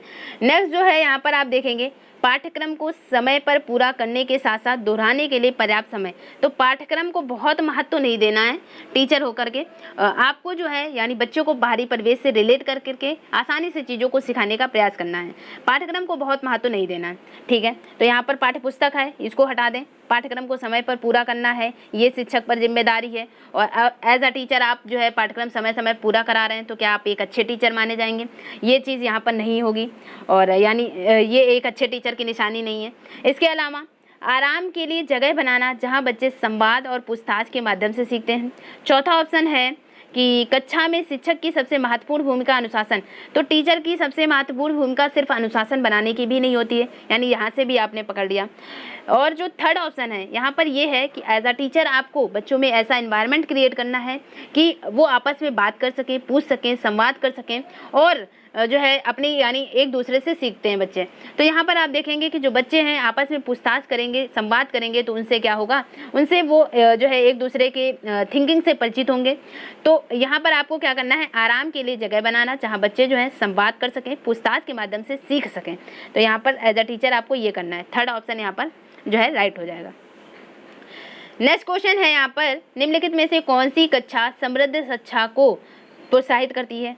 कौन सी कक्षा यानी कौन सी कक्षा जो है वो समृद्ध शिक्षा को प्रोत्साहित करती है। तो ऑप्शन है आपके पास समृद्ध शिक्षा है? तो ऑप्शन है वह कक्षा जिसमें खुली गतिविधि कोने हों, या खुली गतिविधि कोने यानी जहाँ पे भी ये जो है बच्चों को गतिविधि करानी है, एक्टिविटी करानी है, उसके लिए पर्याप्त जगह हो, खुले गतिविधि कोने हों, और विभिन्न प्रकार के बाल साहित्य खुली ताक या सेल्फ में रखी हो, यानी बाल साहित्य पुस्तकें वगैरह रखी हों जो दिन में किसी भी समय प्राप्त की जा सकें, तो तभी समृद्ध शिक्षा आएगी। यानी गतिविधि कर सकें, एक्टिविटी कर सकें बच्चे, और विभिन्न प्रकार की बाल साहित्य पुस्तकें हों उनके पास, और जब चाहे वो इनसे पढ़ सकें, अध्ययन कर सकें, और ये एक समृद्ध शिक्षा यानी एक तरह से जो है फुलफिल शिक्षा उनको मिल रही है कि वो एक्टिविटी भी कर रहे हैं, और बाल साहित्य से जब उन्हें कुछ पढ़ने का मन हुआ तो वो उन बुकों को प्राप्त करके पढ़ भी सकते हैं, और यानी किसी भी समय प्राप्त कर सकते हैं इन बुकों से शिक्षा। इसके अलावा दूसरा ऑप्शन है आपके पास कि अलमारी में अच्छी तरह संगठित सामग्री वाली कक्षा। अब अलमारी में रखी है तो बच्चे अलमारी में रखी जो है कोई भी टीएलएम रखा है उसका क्या यूज़ अगर बच्चों को ना दिया जाए एक्टिविटी के लिए, ठीक है। अलमारी में अच्छी तरह संगठित सामग्री वाली कक्षा जहाँ सामग्री को सप्ताह में एक बार जो है मुक्त खेल के लिए बाहर, तो यानी एक्टिविटी हर रोज़ कराना है, हर चैप्टर बेस्ड हो, तो यहाँ पर एक्टिविटी यानी यहाँ पे सप्ताह में एक बार लाया जा रहा, तो ये चीज़ गलत है यहाँ पर। नेक्स्ट आप देखेंगे पाठ्य पुस्तक सामग्री द्वारा, तो पाठ्य पुस्तक को बहुत प्रायोरिटी नहीं देनी है। पाठ्य पुस्तक हो गया, पाठ्यचर्या हो गया, तो पाठ्य पुस्तक सामग्री द्वारा संचालित, संरचित और योजनाबद्ध अधिगम वाली, यानी जो पुस्तक में हो सिर्फ उसी से योजनाबद्ध अधिगम जो है, यानी जो पाठ्य पुस्तक की चीज़ें सिखानी है उन्हीं से, सिर्फ उन्हीं के से रिलेट करके उनको टीएलएम उपलब्ध कराया जाए, योजनाबद्ध अधिगम वाली कक्षा, तो ये एक समृद्ध शिक्षा कही जाएगी। या फिर चौथा ऑप्शन है कि वह कक्षा जिसमें प्रदर्शित विभिन्न प्रकार की सामग्री बच्चों की पहुंच से परे हो। यहाँ पर तो चीज़ दी ही नहीं गई, तो ये चीज़ गलत हो गई। यहाँ पर सिर्फ और सिर्फ पढ़ाई से रिलेटेड चीज़ें दी गई, ये भी चीज़ यहाँ पर बच्चों के ज्ञान को सीमित कर देगा। इसके अलावा यहाँ पर जो है सामान एक सप्ताह में लाई जा रही थी, ये भी गलत हो गया। और जो फर्स्ट ऑप्शन था यहाँ पर क्या था कि जो बच्चे हैं उनको खुली गतिविधि यानी पूरी छूट दे दी गई है एक्टिविटी करने की। तो जैसे ही कहा जाए कि जहाँ पर बच्चे का ज्ञान विस्तारित हो रहा हो, उनको छूट दे दी जाए, अवसर प्रदान किए जाए, वो चीज़ पॉजिटिव होती। तो खुली गतिविधि कोने हों और विभिन्न प्रकार की बाल साहित्य पुस्तकें हों, ये एक समृद्ध शिक्षा को दर्शाएगी। फर्स्ट ऑप्शन राइट हो जाता है। यानी स्टेटमेंट बड़े थे लेकिन आपको पढ़ने में इजी जो है आप पकड़ ले जाएंगे। इसके अलावा 16 नंबर क्वेश्चन है, तो 16 नंबर क्वेश्चन है निम्नलिखित में से कौन सी कक्षा में पाठ्य पुस्तकों की भूमिका का सबसे अच्छा वर्णन करता है। निम्नलिखित में से कौन सा कक्षा में जो पाठ्य पुस्तक है उसकी भूमिका का सबसे अच्छा वर्णन करता है। तो पाठ्य पुस्तक की जो भूमिका है उसका सबसे अच्छा वर्णन कहाँ पर हो रहा है, तो यहाँ पर ऑप्शन है वे एक राज्य या राष्ट्र में अधिगम में एक रूपता बनाए रखते हैं, वे अध्ययन के पाठ्यक्रम के बारे में शिक्षकों और माता पिता को मार्गदर्शन प्रदान करते हैं, वे संसाधन रहित संदर्भ में सबसे आवश्यक अधिगम संसाधन बनाते हैं, वे कक्षा में उपलब्ध संसाधन और संदर्भ सामग्री में से एक हैं। क्वेश्चन क्या है कि जो कक्षा है कौन सा कक्षा में पाठ्य पुस्तक है, तो पाठ्य पुस्तक की भूमिका का, पाठ्य पुस्तक आपको पढ़ाना है। अब पाठ्य पुस्तक में सबसे अच्छा पाठ्य पुस्तक की भूमिका क्या है जो क्लास में, क्योंकि पाठ्य पुस्तकें भी ज़रूरी है, क्योंकि सबसे ज़्यादा नॉलेज जो है वो पाठ्य पुस्तकों में ही है। तो पाठ्य पुस्तक की भूमिका का सबसे अच्छा वर्णन क्या होगा, सबसे अच्छा वर्णन ऑप्शन यहाँ पर जैसे ही आपने देखा कि ये जो हैं यानी वे एक राज्य, पाठ्य पुस्तकें जो हैं वो क्या कर रही हैं, वे एक राज्य या राष्ट्र में अधिगम एक रूपता बनाए रखते हैं। तो सबसे अच्छा वर्णन ये सिर्फ पुस्तकों का ये नहीं हुआ कि वो राज्य और राष्ट्र में सीखने के लिए एक रूपता बना रहे हैं अधिगम के लिए, या फिर यानी ये चीज़ नहीं होगी राष्ट्र और राज्य की महत्ता के लिए जो है पाठ्य पुस्तकें हैं। इसके अलावा दूसरा ऑप्शन है वे अध्ययन के पाठ्यक्रम के बारे में शिक्षकों और माता पिता को मार्गदर्शन देते हैं। ये पाठ्यक्रम जो है पाठ्य पुस्तकों की भूमिका के लिए ये नहीं है कि वो पाठ्यक्रम के बारे में जो टीचर हैं, पेरेंट्स हैं, उनको मार्गदर्शन दे रहे हैं। इसके अलावा जो वे संसाधन रहित संदर्भों में से आवश्यक अधिगम संसाधन बनाते हैं, यानी संसाधन रहित संदर्भ। अब आपको यहाँ पर जो है क्वेश्चन कैसे पकड़ना है, तो यहाँ पर आप देखेंगे जैसे ही कह दिया संसाधन रहित, तो आपको ये तुरंत निगेटिव सेंटेंस हो गया कि संसाधन रहित। हालांकि टीएलएम है, संसाधन है, तो संसाधन रहित होंगे तो उसमें आप केवल पाठ्य पुस्तकें होंगी और वो एक संसाधन बन जाएंगी, तो यहाँ पर भी शिक्षा जो है वो पूरी तरह से फुलफिल नहीं हो पाएगी। पाठ्य पुस्तकों की भूमिका का एक अच्छा ये चीज नहीं दर्शा रहा। चौथा ऑप्शन क्या है, चौथा ऑप्शन है यानी संसाधन रहित जो है वो निगेटिव एक तरह से फैक्ट है। फिर चौथा ऑप्शन है वे कक्षा में उपलब्ध संसाधन और संदर्भ सामग्री में से एक हैं। तो यहाँ पर वे कक्षा में जो उपलब्ध संसाधन है और सामग्री है उनमें में से एक हैं। तो एज अ TLM और पढ़ने की जो भी सामग्री हैं उनमें में से एक जो है महत्वपूर्ण भाग जो है वो पाठ्य पुस्तकों का ही है, पाठ्य पुस्तकों का है। तो इसमें चौथा ऑप्शन राइट हो जाता है।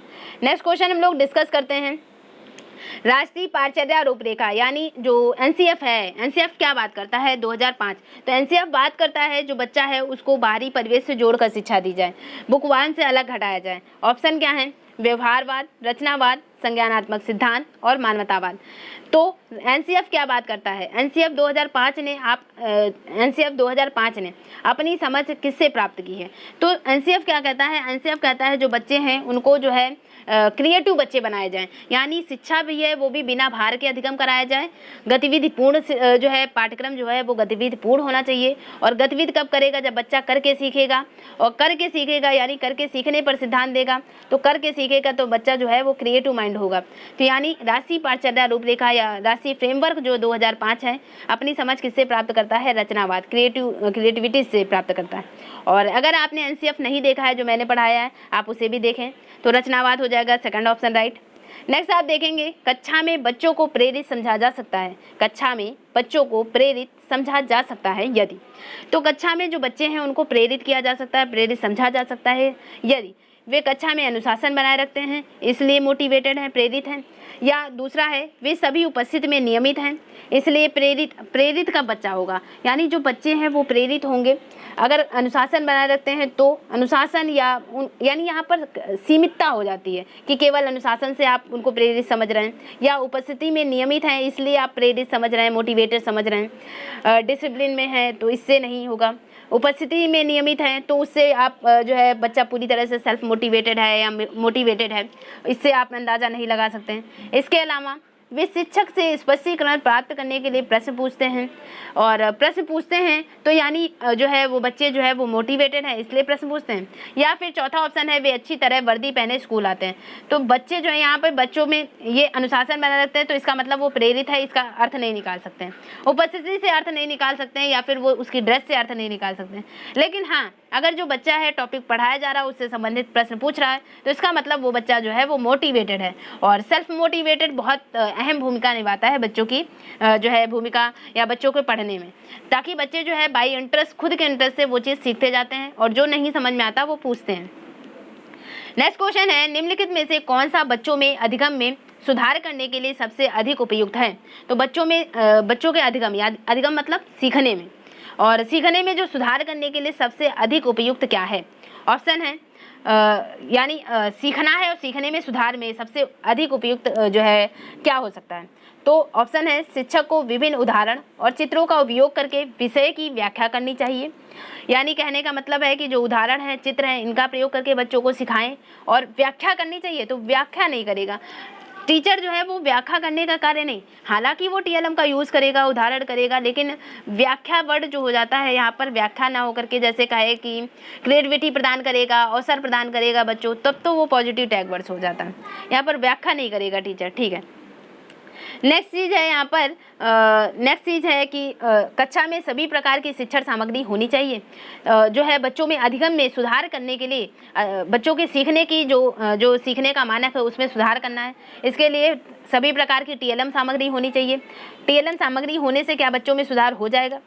नेक्स्ट जो है शिक्षक को वास्तविक जीवन स्थितियों पर बच्चों को एक दूसरे के साथ बातचीत करने में मदद करनी चाहिए। और चौथा है नियमित मूल्यांकन परीक्षा आयोजित की जानी चाहिए। तो यहाँ पर क्वेश्चन है कि जो बच्चे हैं उनके अधिगम को सुधारना है। अधिगम को सुधारने के लिए सबसे पहली प्रायोरिटी आपको सेंटेंस पढ़ने में होनी चाहिए जहाँ पर अवसर की बात की गई हो, जहाँ पर बच्चे एक दूसरे से संवाद कर रहे हो, बातचीत कर रहे हो। और बातचीत से बच्चे बहुत कुछ सीखते हैं, तर्क से बहुत कुछ सीखते हैं। तो एक दूसरे से बातचीत करने का जहाँ भी सेंटेंस आए, अवसर प्रदान करने की जहाँ भी बात आए, आप उसको तुरंत मार्क आउट करें। यहाँ पर क्या हो जाएगा, जो शिक्षक है उसको वास्तविक जीवन परिस्थितियों में बच्चों को एक दूसरे के साथ बातचीत करने में मदद करनी चाहिए। आप आज ही का एक पेपर सॉल्व करेंगे और आपकी थिंकिंग जो है बहुत अच्छी कॉन्सेप्ट बेस्ड हो जाएगी। और जैसे ही नेक्स्ट पेपर आप देखेंगे तो आप इजीली इन चीज़ों को फिर से कनेक्ट करेंगे। जहाँ पे भी ऐसी चीज़ आएगी, अवसर की बात होगी या बच्चों को जो है बातचीत के माध्यम से बढ़ावा देने की बात होगी, तो आप उसे इजीली कनेक्ट कर पाएंगे। और हो सकता है ये सेशन थोड़ा लंबा हो जाए, चूँकि फर्स्ट है और फर्स्ट हम लोग डिस्कस कर रहे हैं, तो यहाँ पर थोड़ा एक्सप्लेन ज़्यादा ज़रूरत हो जाती है। और नेक्स्ट क्वेश्चन है अनुशासन जो अधिगम वातावरण में एक महत्वपूर्ण भूमिका निभाता है, किस तरह की मदद करता है? अनुशासन तो है, जो अनुशासन है वो अधिगम मतलब सीखने के वातावरण में सबसे महत्वपूर्ण भूमिका निभा रहा है अनुशासन, ठीक है। ये किस तरह से मदद करता है जो है सीखने में? तो अधिगम मतलब सीखने के वातावरण में चुप्पी साधे रहने के लिए शिक्षकों को निर्देश, तो चुप्पी साधे यानी सेंटेंस ही गलत है, चुप्पी साधे रहने के लिए जो है अनुशासन यानी अनुशासन में है और बच्चा बिल्कुल शांत है क्लास में, ठीक है। इससे क्या वो बच्चा कुछ सीख रहा है? अधिगम वातावरण में एक महत्वपूर्ण भूमिका निभा रहा है चुप्पी साधना? तो नहीं, सेंटेंस ही निगेटिव दिख रहा है। दूसरा ऑप्शन है शिक्षक को निर्देश देने में, और तीसरा ऑप्शन है जैसे ही आपको तुरंत सेंटेंस जल्दी कैसे पकड़ना, चुप्पी साधना, गलत। रट कर याद करने में प्रायोरिटी उस अधिगम में कोई मदद नहीं मिलेगी। चौथा है बच्चों को अपनी शिक्षा को विनियमित करने और मॉनिटर करने के लिए, यानी जो बच्चे हैं उनको अपनी शिक्षा जो है वो नियमित रूप से करने और मॉनिटर करने के लिए। और दूसरा ऑप्शन है शिक्षकों को निर्देश देने में। तो अधिगम जो है यानी अधिगम वातावरण में एक महत्वपूर्ण भूमिका जो अनुशासन डिसिप्लिन है जो निभाएगा, वो कैसे?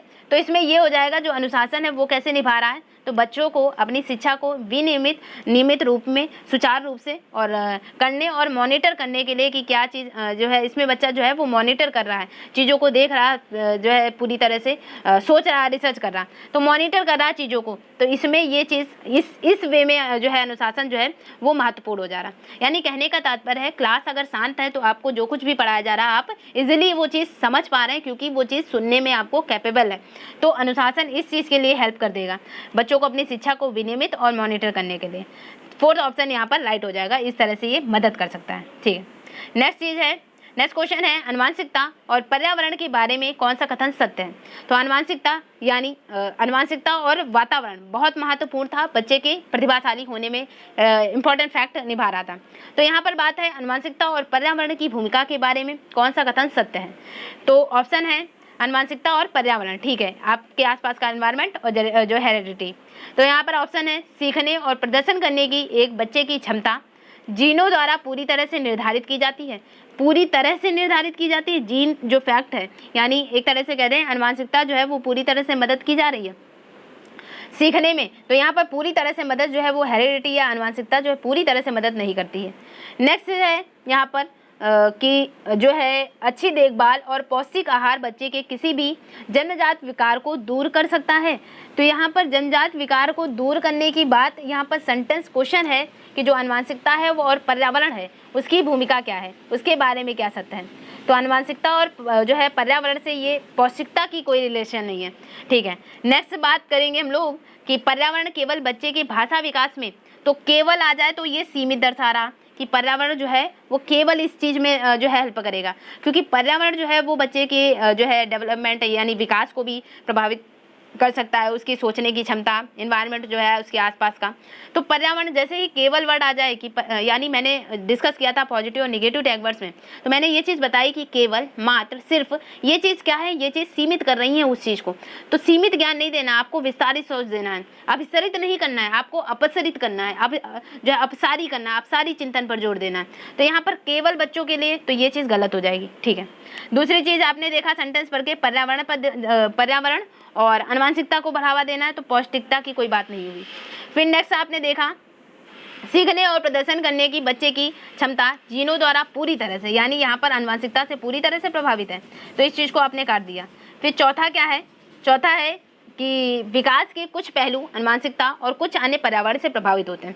इसी चीज़ को आपने देखा था कि इसके पहले जो क्वेश्चन आया था जस्ट रिलेट करें, वहाँ पे भी क्या था, बच्चा आनुवंशिकता यानी पर्यावरण से या इन्वायरमेंट कह दें या वातावरण कह दें, वहाँ से रिलेट है और आनुवंशिकता से गुणा रहे हैं। तो जैसे ही दो चीज़ें मिल जाएं, आनुवंशिकता और वातावरण या आनुवंशिकता और पर्यावरण, वो चीज़ सही होगी, वो चीज़ सबसे ज़्यादा हेल्प करेगी बच्चों के जो है विकास को बढ़ाने में, भूमिका को अदा करने में। ये चीज़ सबसे ज़्यादा विकास को कौन बढ़ाएगा? तो जहाँ पे भी आनुवंशिकता और पर्यावरण मिले, तो ऑप्शन सही हो जाएगा, चौथा ऑप्शन राइट हो गया। इस बेसिस पे दो क्वेश्चन आपको इसी थॉट पे मिल गए, आनुवंशिकता और पर्यावरण, ठीक है।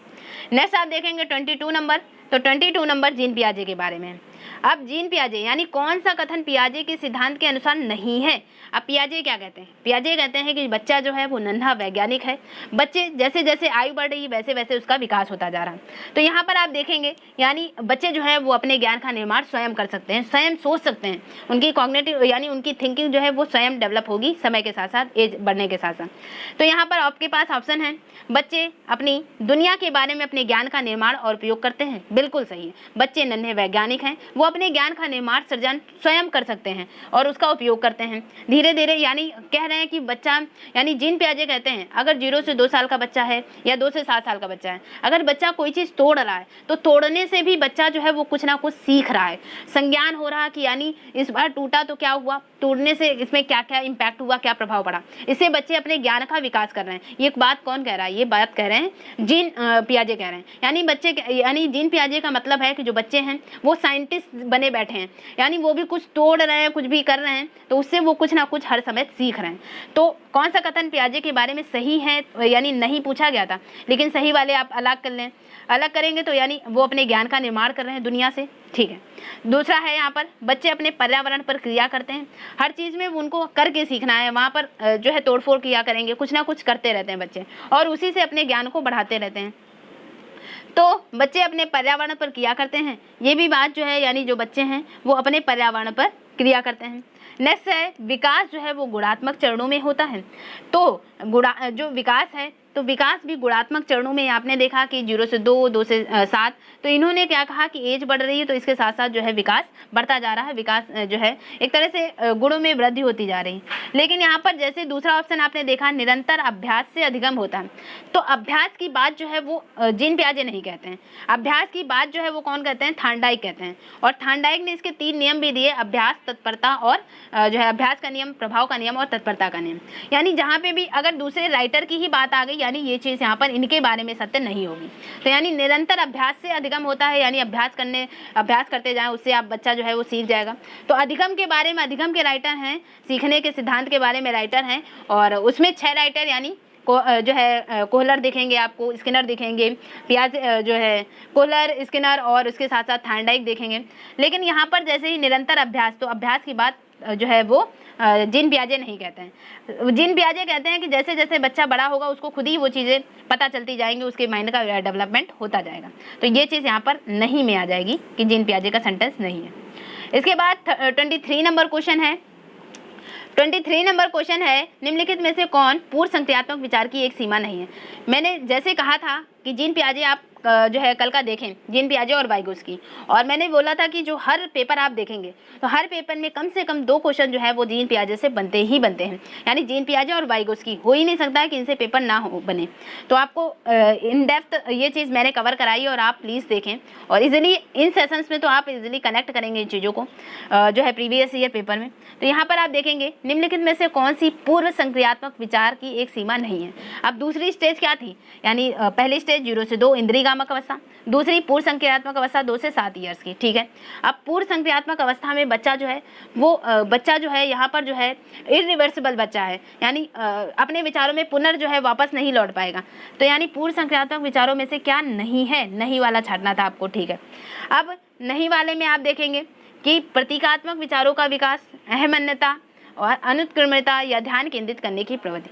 तो जैसे ही पूर्व संक्रियात्मक बच्चा 2 से 7 साल का बच्चा है उसमें ईगोसेंट्रिक भावना होगी। ईगोसेंट्रिक यानी यहाँ पर आप देखेंगे दोनों ऑप्शन को, यहाँ पर इंग्लिश और हिंदी वर्जन। तो ईगोसेंट्रिक बच्चा जो है वो होगा किसमें, पूर्व संक्रियात्मक अवस्था 2 से 7 साल का बच्चा। यानी ईगोसेंट्रिक बच्चा जो है, ईगोसेंट्रिक को जीन पियाजे ने बहुत महत्व नहीं दिया, लेकिन पूर्व संक्रियात्मक अवस्था 2 से 7 साल की जो बच्चा है वो अहम मान्यता है, ईगोसेंट्रिक है। यानी बच्चा जो सोचता है, बच्चा कहता है कि जो वो कर रहा है वही सही है, वो जैसा बच्चा सोचता है वैसा ही सारे लोग सोचते होंगे। ये इसकी क्या है, वो उसकी ईगोसेंट्रिक भावना है, अहम मान्यता है, ठीक है। तो ये चीज़ पूर्व संक्रियात्मक अवस्था का फीचर है। इसके अलावा इरिवर्सिबल बच्चा होगा, यानी पूर्व संक्रियात्मक वाला बच्चा जो होगा वो एक ही एस्पेक्ट को देखेगा, यानी वो अदर फीचर्स को नहीं देखेगा। यानी अगर देख लिया उसने कटोरे में पानी है तो उसको कटोरे वाला ही पानी चाहिए, उस कटोरे के पानी को आपने ग्लास में डालकर दे दिया तो वो नहीं मानेगा। यानी यहाँ पर इरिवर्सिबल थॉट नहीं है, यानी कह सकते हैं कि रिवर्सिबल थॉट नहीं है उसके पास। इरिवर्सिबल बच्चा है जो है 2 से जो है दूसरे स्टेज में पूर्व संक्रियात्मक अवस्था में अनुत्क्रमणिता है।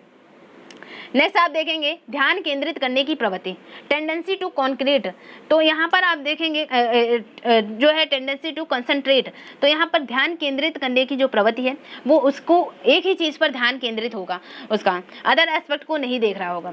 और फर्स्ट ऑप्शन यहाँ पर है कि प्रतीकात्मक विचार जो है, तो प्रतीकात्मक जो विचार हैं, प्रतीकात्मक विचारों का जो विकास है, यानी फर्स्ट ऑप्शन जो है प्रतीकात्मक विचारों का विकास। तो जो प्रतीकात्मक विचार हैं या development of the symbolic thought, तो सिंबलिक थॉट जो है सिंबलिक थॉट के बारे में यहाँ पर जो है पूर्व संज्ञानात्मक अवस्था वाला जो बच्चा है वो सिंबल के फॉर्म में नई चीज़ों को याद कर रहा, यानी एक तरह से सिंबलिक थॉट के बारे में जो है वो ब्रूनर बात करते हैं, ना कि जेरोम ब्रूनर, ना कि जीन पियाजे। तो यानी पूर्व संज्ञानात्मक अवस्था वाला जो बच्चा है वहाँ पर आप देखेंगे सिंबलिक थॉट की बात जो है वो ब्रूनर करेंगे, ना कि जो है आइकॉनिक, सिंबलिक। ये थॉट ये किसके बारे में है? ये ब्रूनर की बात बता रहे हैं, जेरोम ब्रूनर की बात बता रहे हैं, ना कि जीन पियाजे की। तो पूर्व संज्ञानात्मक अवस्था में क्या नहीं आएगा? तो पूर्व संज्ञानात्मक अवस्था में नहीं आएगा, सिंबलिक थॉट नहीं आएंगे। तो सिंबलिक थॉट ब्रूनर के, ठीक है। तो इन तीनों फैक्ट में पूर्व संज्ञानात्मक विचार में अहमन्यता होगी, इरिवर्सिबल थॉट होंगे, इगोसेंट्रिक होगा और टेंडेंसी टू कंसंट्रेट, ध्यान केंद्रित करने की प्रवृत्ति होगी। ये तीनों चीज़ें जो है वो दूसरी स्टेज की हैं जीन पियाजे की, ठीक है। नेक्स्ट हम लोग बात करते हैं, और इस चीज़ को आप आसानी से समझ सकते हैं, पहला और सिर्फ जीन पियाजे और वाइगोत्स्की का जो मैंने जो है लेक्चर डाला है, तो इन दोनों को देख लेंगे तो आप इजीली हर चीज़ को कनेक्ट करेंगे। और एक तरह से पहले का सुदृढ़ रूप है जीन पियाजे और वाइगोत्स्की का जो है पहले लेक्चर में जो बताया गया उसका सुदृढ़ रूप है जीन पियाजे और वाइगोत्स्की का जो डिटेल लेक्चर आया 1 घंटे 24 मिनट का है। तो यहाँ पर आप देखेंगे, नेक्स्ट नहीं देखा है तो आप प्लीज़ देखें उसे।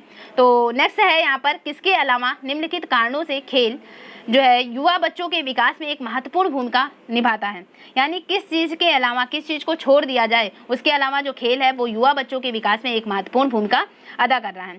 ऑप्शन है आपके पास, यह उनकी इंद्रियों को उत्तेजित करता है, या समय बिताने का एक सुखद तरीका है, वे नए कौशल जो है हासिल करते हैं, सीखते हैं और उन्हें कब उपयोग किया जाए, या फिर चौथा है वे अपने शरीर पर निपुणता प्राप्त करते हैं। तो किस चीज़ के अलावा, यानी अलावा मतलब कि यहाँ पर वो चीज़ नहीं होगी उसको छोड़ करके, तो उसको छोड़ करके यानी नहीं वाला सेंटेंस देखना है। और नहीं वाला सेंटेंस यानी खेल जो है वो बच्चों के विकास को में एक बहुत महत्वपूर्ण भूमिका अदा कर रहा है, ठीक है। अब खेल से बच्चे जो हैं यानी उनकी इंद्रियों को उत्तेजित करता है, और तो जो है बच्चे एक्टिव बनते हैं, ये भी बात सही है, और यानी इसको छोड़ा नहीं जा सकता। इसके अलावा ये समय बिताने का एक सुखद तरीका है, तो समय बिताने का एक सुखद तरीका, सिर्फ खेल जो है एक समय बिताने का सुखद तरीका है, टाइम जो है स्पेंड कर रहे हैं, केवल टाइम पास कर रहे हैं। तो यहाँ पर ये चीज़ आपको सेंटेंस माइंड में रखना है। तीसरा है वे नए कौशल हासिल करते हैं, तो खेल से वो कुछ ना कुछ सीख रहे हैं, नए कौशल हासिल कर रहे हैं, ये भी सही है। नेक्स्ट है वे अपने शरीर पर निपुणता प्राप्त करते हैं, यानी जो बच्चे हैं वो काफ़ी एक्टिव, स्फूर्ति आ जाती है उनमें, तो इससे उनका माइंड यानी कहते हैं रस्सू स्वस्थ शरीर में स्वस्थ मस्तिष्क निवास करता है, तो शरीर पर निपुणता प्राप्त हो जाती है खेल से। तो ये तीनों सेंटेंस जो है वो सही है। और सिवाय किसके, तो यानी सिवाय यानी किसके अलावा, तो समय बिताने का एक सुखद तरीका है, इसके अलावा ये कार्यों से, यानी सिर्फ केवल सुखद तरीका ही नहीं, इसके अलावा जो है आप देख रहे हैं कि जो खेल है वो युवा बच्चों के, इसको छोड़ करके जो खेल है वो युवा बच्चों के विकास में एक महत्वपूर्ण भूमिका अदा करता है। तो इसका ऑप्शन क्या, इसका आंसर हो गया 2, ठीक है। नेक्स्ट आप देखेंगे, निम्नलिखित में से कौन सा प्रश्न बच्चों को गंभीर रूप से सोचने के लिए आमंत्रित करता है? गंभीर रूप से सोचने के लिए, थिंकिंग के लिए आमंत्रित करता है। ऑप्शन कि सही जवाब क्या है? अगर आपने पूछा कि कोई क्वेश्चन दिया आपने बच्चों को, अब उसमें बच्चों आपका जो है इसमें मोटो क्या है कि जो बच्चे हैं वो पूरी तरह से अपनी सोच का यूज़ करें। अब सोच का यूज़ करें, आपने क्वेश्चन दिया सही जवाब क्या है, तो उसमें सिर्फ और सिर्फ एक ही जवाब होगा सही, ठीक है। दूसरा यानी उसमें एक जवाब बोल दिया, यस या नो या फिर सही गलत जो भी बोल दिया, तो एक ही जवाब है, इसमें बहुत ज़्यादा सोचा नहीं उसने बच्चे ने। दूसरा क्या है, क्या आप इसी तरह की स्थिति के बारे में सोच सकते हैं, बच्चे से क्वेश्चन है। तीसरा है विभिन्न तरीकों से हम कैसे हल कर सकते हैं। चौथा है क्या आप इसका उत्तर जानते हैं। क्या आप इसका उत्तर जानते हैं, बच्चे ने हाँ या नहीं में से आपको आंसर दे दिया, तो उसने बच्चों को गंभीर रूप से सोचने के लिए कौन सी चीज़ आमंत्रित करेगी। तो जैसे ही आपने क्या किया कि जो है आपने बच्चों को कहा कि आप डिफरेंट वे में आप सॉल्व करें, यानी एक सवाल को आप किस किस मेथड से सॉल्व कर सकते हैं। अब उसने एक मेथड जो रटा आया था उसको वो तो पता चल गया, दूसरे वे में वो कैसे सॉल्व करेगा इसमें काफ़ी सोचेगा विचारेगा, या फिर फिर कोई भी क्वेश्चन होगा उसको हल करने के लिए वो 4 तरह की टेक्निक अपनाता है। तो इसमें वो सबसे ज़्यादा कंसंट्रेट होता है क्वेश्चन को सॉल्व करने में। तो बच्चों को गंभीर रूप से सोचने के लिए क्या चीज़ दिया जाए, तो यहाँ पर ये जो है उसको दिया जा सकता है कि विभिन्न तरीकों से कैसे हल कर सकते हैं। तो इसको अगर ये सेंटेंस दे दिया विभिन्न तरीकों से कैसे हल कर सकते हैं, तो इसमें वो जो है वो काफ़ी जो है कंसंट्रेट होगा। और यही चीज़ इसकी थर्ड ऑप्शन जो है इसकी सही है कि विभिन्न तरीकों से इसे कैसे हल किया जा सकता है। इसमें बच्चा जो है पूरी तरह से सोचेगा, कंसंट्रेट होगा। नेक्स्ट जो है यहाँ पर क्वेश्चन है, निम्नलिखित में से कौन सा विकल्प प्रगतिशील शिक्षा का सबसे अच्छा वर्णन करता है। तो प्रगतिशील शिक्षा का सबसे अच्छा वर्णन क्या करता है, तो ऑप्शन है आपके पास थीमेटिक इकाइयाँ, नियमित इकाइयाँ। अब प्रगतिशील शिक्षा यानी जो है मोटिवेटेड करना है क्लास को, या प्रगतिशील बनाना है जो बच्चे हैं वो काफ़ी से काफ़ी जो है इन्वॉल्व हों और एक तरह से प्रगतिशील बढ़ें, सीखें कुछ अच्छा। तो यहाँ पर ऑप्शन है थीमेटिक इकाइयाँ, नियमित इकाई परीक्षण, टैगिंग। दूसरा है व्यक्तिगत अधिगम, क्षमता समूह बनाना, छात्रों की लेबलिंग करना, जो छात्रों की लेबलिंग। तीसरा है परियोजना विद क्षमता समूह रैंकिंग, और चौथा है करके सीखना, परियोजना विद सहयोग से सीखना। तो आपने चारों को समझा और चारों में अगर आपको सेंटेंस में कुछ ना समझ में आया हो तो आप क्या सोचेंगे, आप हमेशा क्या सोचेंगे कि अब आप पॉजिटिव और नेगेटिव टैग वर्ड्स में चले जाएं। मान लिया आपको कुछ भी नहीं पता था, आपको ये पता था कि बच्चों को हमेशा क्रिएटिव बनाना है, करके सीखने पर जोर देना है। जैसे ही आपने सेंटेंस देखा करके सीखना, ठीक है, एक को तो राउंड मार्क कर लिया कि करके सीखना तो होना चाहिए प्रगतिशील बनाने के लिए, प्रगतिशील शिक्षा के लिए, ठीक है। अब करके सीखना होना चाहिए तो दूसरी चीज़ आ जाती है कि हमेशा बच्चों में समूह में सिखाएं, सहयोग में सिखाएं, ग्रुप वाइज डिस्कशन कराएं। तो इससे बच्चे एक दूसरे के भावों से परिचित होंगे, विचारों से परिचित होंगे, उन्हें एक दूसरे की बातों को कहने और सुनने का अवसर मिलेगा। तो अवसर मिलेगा, यहाँ पे अवसर की भी बात हो गई, करके भी बच्चे सीख रहे हैं। अब जब एक दूसरे के सहयोग से सीखेंगे, इसके लिए परियोजना विधि करानी पड़ेगी। तो सबसे पॉजिटिव फैक्ट आपको मिल गया करके सीखना, परियोजना विधि, सहयोग से सीखना, इसमें प्रगतिशील शिक्षा का सबसे अच्छा वर्णन हो जाएगा। तो इसका राइट आंसर क्या हो जाएगा, 26 का 4 ऑप्शन राइट हो जाएगा।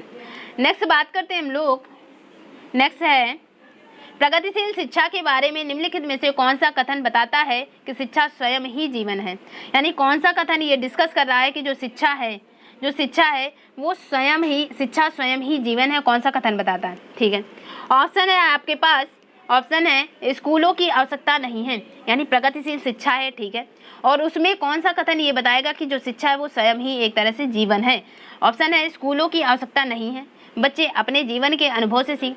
तो यानी अब स्कूल तो सबसे ज़्यादा ज़रूरी है बच्चों की शिक्षा के लिए, क्योंकि अगर आपसे पास क्वेश्चन आता कि जो बच्चा है उसका सबसे ज़्यादा जो है विकास कहाँ हो रहा है, औपचारिक विकास कहाँ हो रहा है, तो स्कूल का वातावरण जो हो गया, स्कूल के वातावरण में यानी एक तरह से स्कूल का वातावरण जो है वो सबसे ज़्यादा मोस्ट अप्रोप्रिएट है बच्चों के लिए।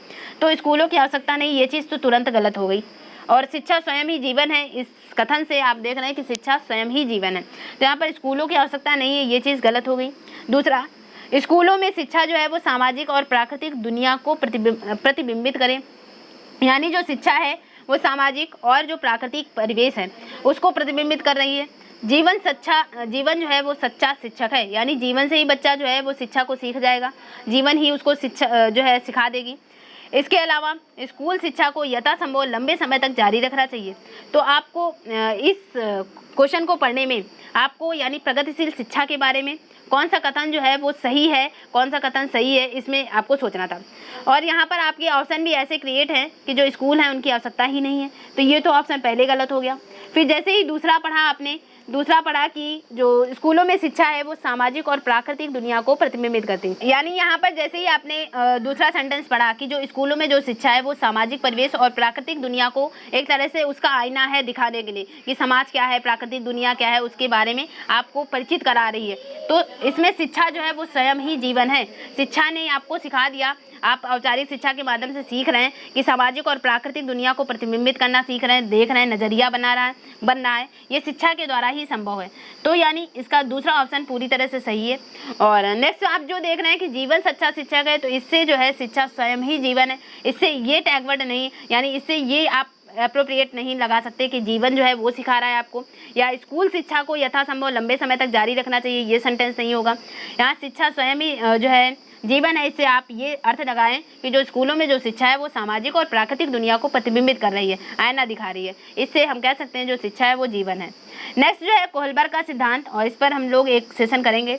तो कोहलबर्ग के सिद्धांत के योगदान के रूप में किसे माना जा सकता है, यानी कोहलबर्ग किसकी बात करते हैं? तो कोहलबर्ग जो है वो नैतिक विकास की बात करते हैं, नैतिकता की बात करते हैं कोहलबर्ग। तो यहाँ पर ऑप्शन है आपके पास, यह सिद्धांत में विस्तृत परीक्षण प्रक्रियाएं हैं, कोहलबर्ग के अनुसार विस्तृत परीक्षण प्रक्रियाएं हैं, या फिर यह नैतिक तर्क और कार्यवाही के बीच, या नैतिक तर्क और कार्यवाही के बीच एक स्पष्ट संबंध स्थापित करते हैं।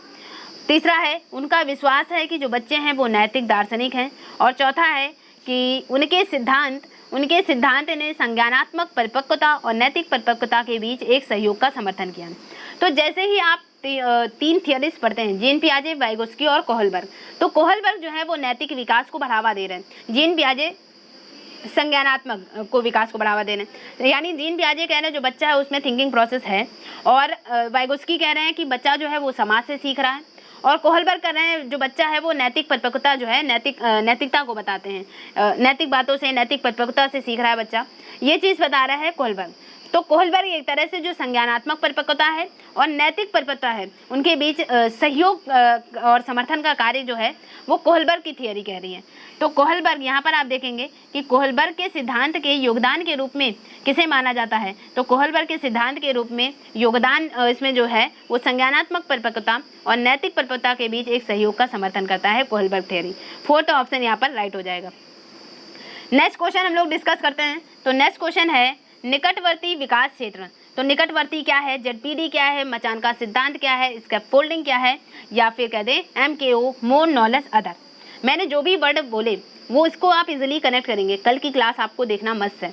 तो यहाँ पर आप देखेंगे निकटवर्ती विकास क्षेत्र, यानी निकटवर्ती विकास क्षेत्र क्या होगा, जेडपीडी सिद्धांत क्या है, यानी जो आप कोई भी कार्य नहीं कर पाना है, बड़ा आपको हेल्प कर दे और उस काम को आप इजीली कर ले जाते हैं, इसको कहते हैं संभाव्य विकास का क्षेत्र या समीपस्थ विकास या निकटस्थ विकास का क्षेत्र। ठीक है, तो उस विकासात्मक चरण को जब बच्चा सीखने की पूरी जिम्मेदारी लेता है। दूसरा, एक संदर्भ को जिसमें बच्चे सहयोग के सही स्तर के साथ कोई कार्य लगभग स्वयं कर सकते हैं। उस सीखने के बिंदु को जब सहयोग वापस लिया जा सकता है, उस चरण को जब अधिकतम विकास जो है संभव है। तो इस चरण को नहीं, जेडपीडी कहता है कि दूसरा जो है अगर आपको हेल्प कर देता है तो आप वो काम आसानी से कर ले जाते हैं, और वो वही कार्य में हेल्प करता है जब जिस चीज़ के लिए आप कैपेबल हैं आप कर सकते हैं। तो एक संदर्भ को जिसमें बच्चे सहयोग को सही स्तर के साथ कोई कार्य लगभग स्वयं कर सकते हैं, सहयोग दे दिया जाए तो आप उस चीज़ को फुलफिल आसानी से कर ले जाएंगे। तो ये चीज़ कहता है निकटस्थ विकास का क्षेत्र या निकटवर्ती विकास का क्षेत्र। ठीक है, नेक्स्ट क्वेश्चन हम लोग आगे बढ़ते हैं। नेक्स्ट क्वेश्चन है एक उभयलिंगी व्यक्तित्व। तो एक उभयलिंगी व्यक्तित्व से आप क्या समझते हैं? तो उभयलिंगी व्यक्तित्व ये चीज़ नहीं दर्शाएगा कि यहाँ पर आप देखेंगे कि स्त्री लक्षणों वाले पुरुषों को संदर्भित कर रहा, नहीं। यानी उभयलिंगी व्यक्तित्व से आप ये अंदाज़ा बिल्कुल नहीं लगाएंगे कि इसमें स्त्री और पुरुष दोनों के लक्षण जो हैं उसको उभयलिंगी व्यक्तित्व कह रहे हैं, नहीं। दूसरा है इसमें आमतौर पर माने गए मर्दाना और स्त्री गुणों का समायोजन होता है। दूसरा है में दृढ़ और अहंकारी होने की आदत होती है। तो उभयलिंगी व्यक्तित्व जिसमें स्त्री और पुरुष दोनों के जो है गुण का जो समायोजन कर रहा हो, तो यानी दोनों के गुणों को संदर्भित नहीं करेगा। दूसरा है यहाँ दृढ़ और अहंकारी होने की आदत की कोई बात ही नहीं हुई उभयलिंगी व्यक्तित्व में। तीसरा ऑप्शन है समाज में प्रचलित रूढ़िवादी लिंग भूमिकाओं में का पालन करता है। तो रूढ़िवादी लिंग भूमिकाओं का पालन जो है करने वाला वो उभयलिंगी व्यक्तित्व वाला नहीं होगा। फिर नेक्स्ट आप देखेंगे, यानी 3 तो हुए नहीं, अब फर्स्ट जो बचा तो उभयलिंगी व्यक्तित्व क्या होगा, इसमें आमतौर पर जो माने गए मर्दाना और स्त्री गुणों का जो है वो समायोजन होगा। तो समायोजन होगा, ना कि संदर्भित करेगा। ठीक है, तो एक तरह से ए ऑप्शन यहाँ पर राइट हो जाएगा। नेक्स्ट क्वेश्चन हम लोग डिस्कस कर लेते हैं। 30 क्वेश्चन, ये लास्ट क्वेश्चन था CDP का। तो इन 30 क्वेश्चनों को हम लोगों ने जो है इन डेप्थ देखा, और ये सेशन थोड़ा लंबा हुआ 30 क्वेश्चन डिस्कस करने के लिए, लेकिन अदर जो भी आप देखेंगे तो वो इजीली आप बहुत जल्दी जो है सॉल्व करेंगे। यानी इन 30 मिनट्स मैक्सिमम 30 to 40 मिनट में आप सॉल्व करने लगेंगे। ये पहला सेशन था इसलिए थोड़ा एक्सप्लेन ज़्यादा था। तो आई थिंक आपको ये 30 क्वेश्चन जो है इजीली आपको बहुत अच्छे समझ में आए होंगे। और नेक्स्ट हम लोग मैथ की कवर करेंगे नेक्स्ट जैसे ही पार्ट 2 में। तो इसके साथ साथ जारी रखें, पार्ट 2 भी ज़रूर देखें कि मैथ का पेपर कैसा पूछा गया 2018 में।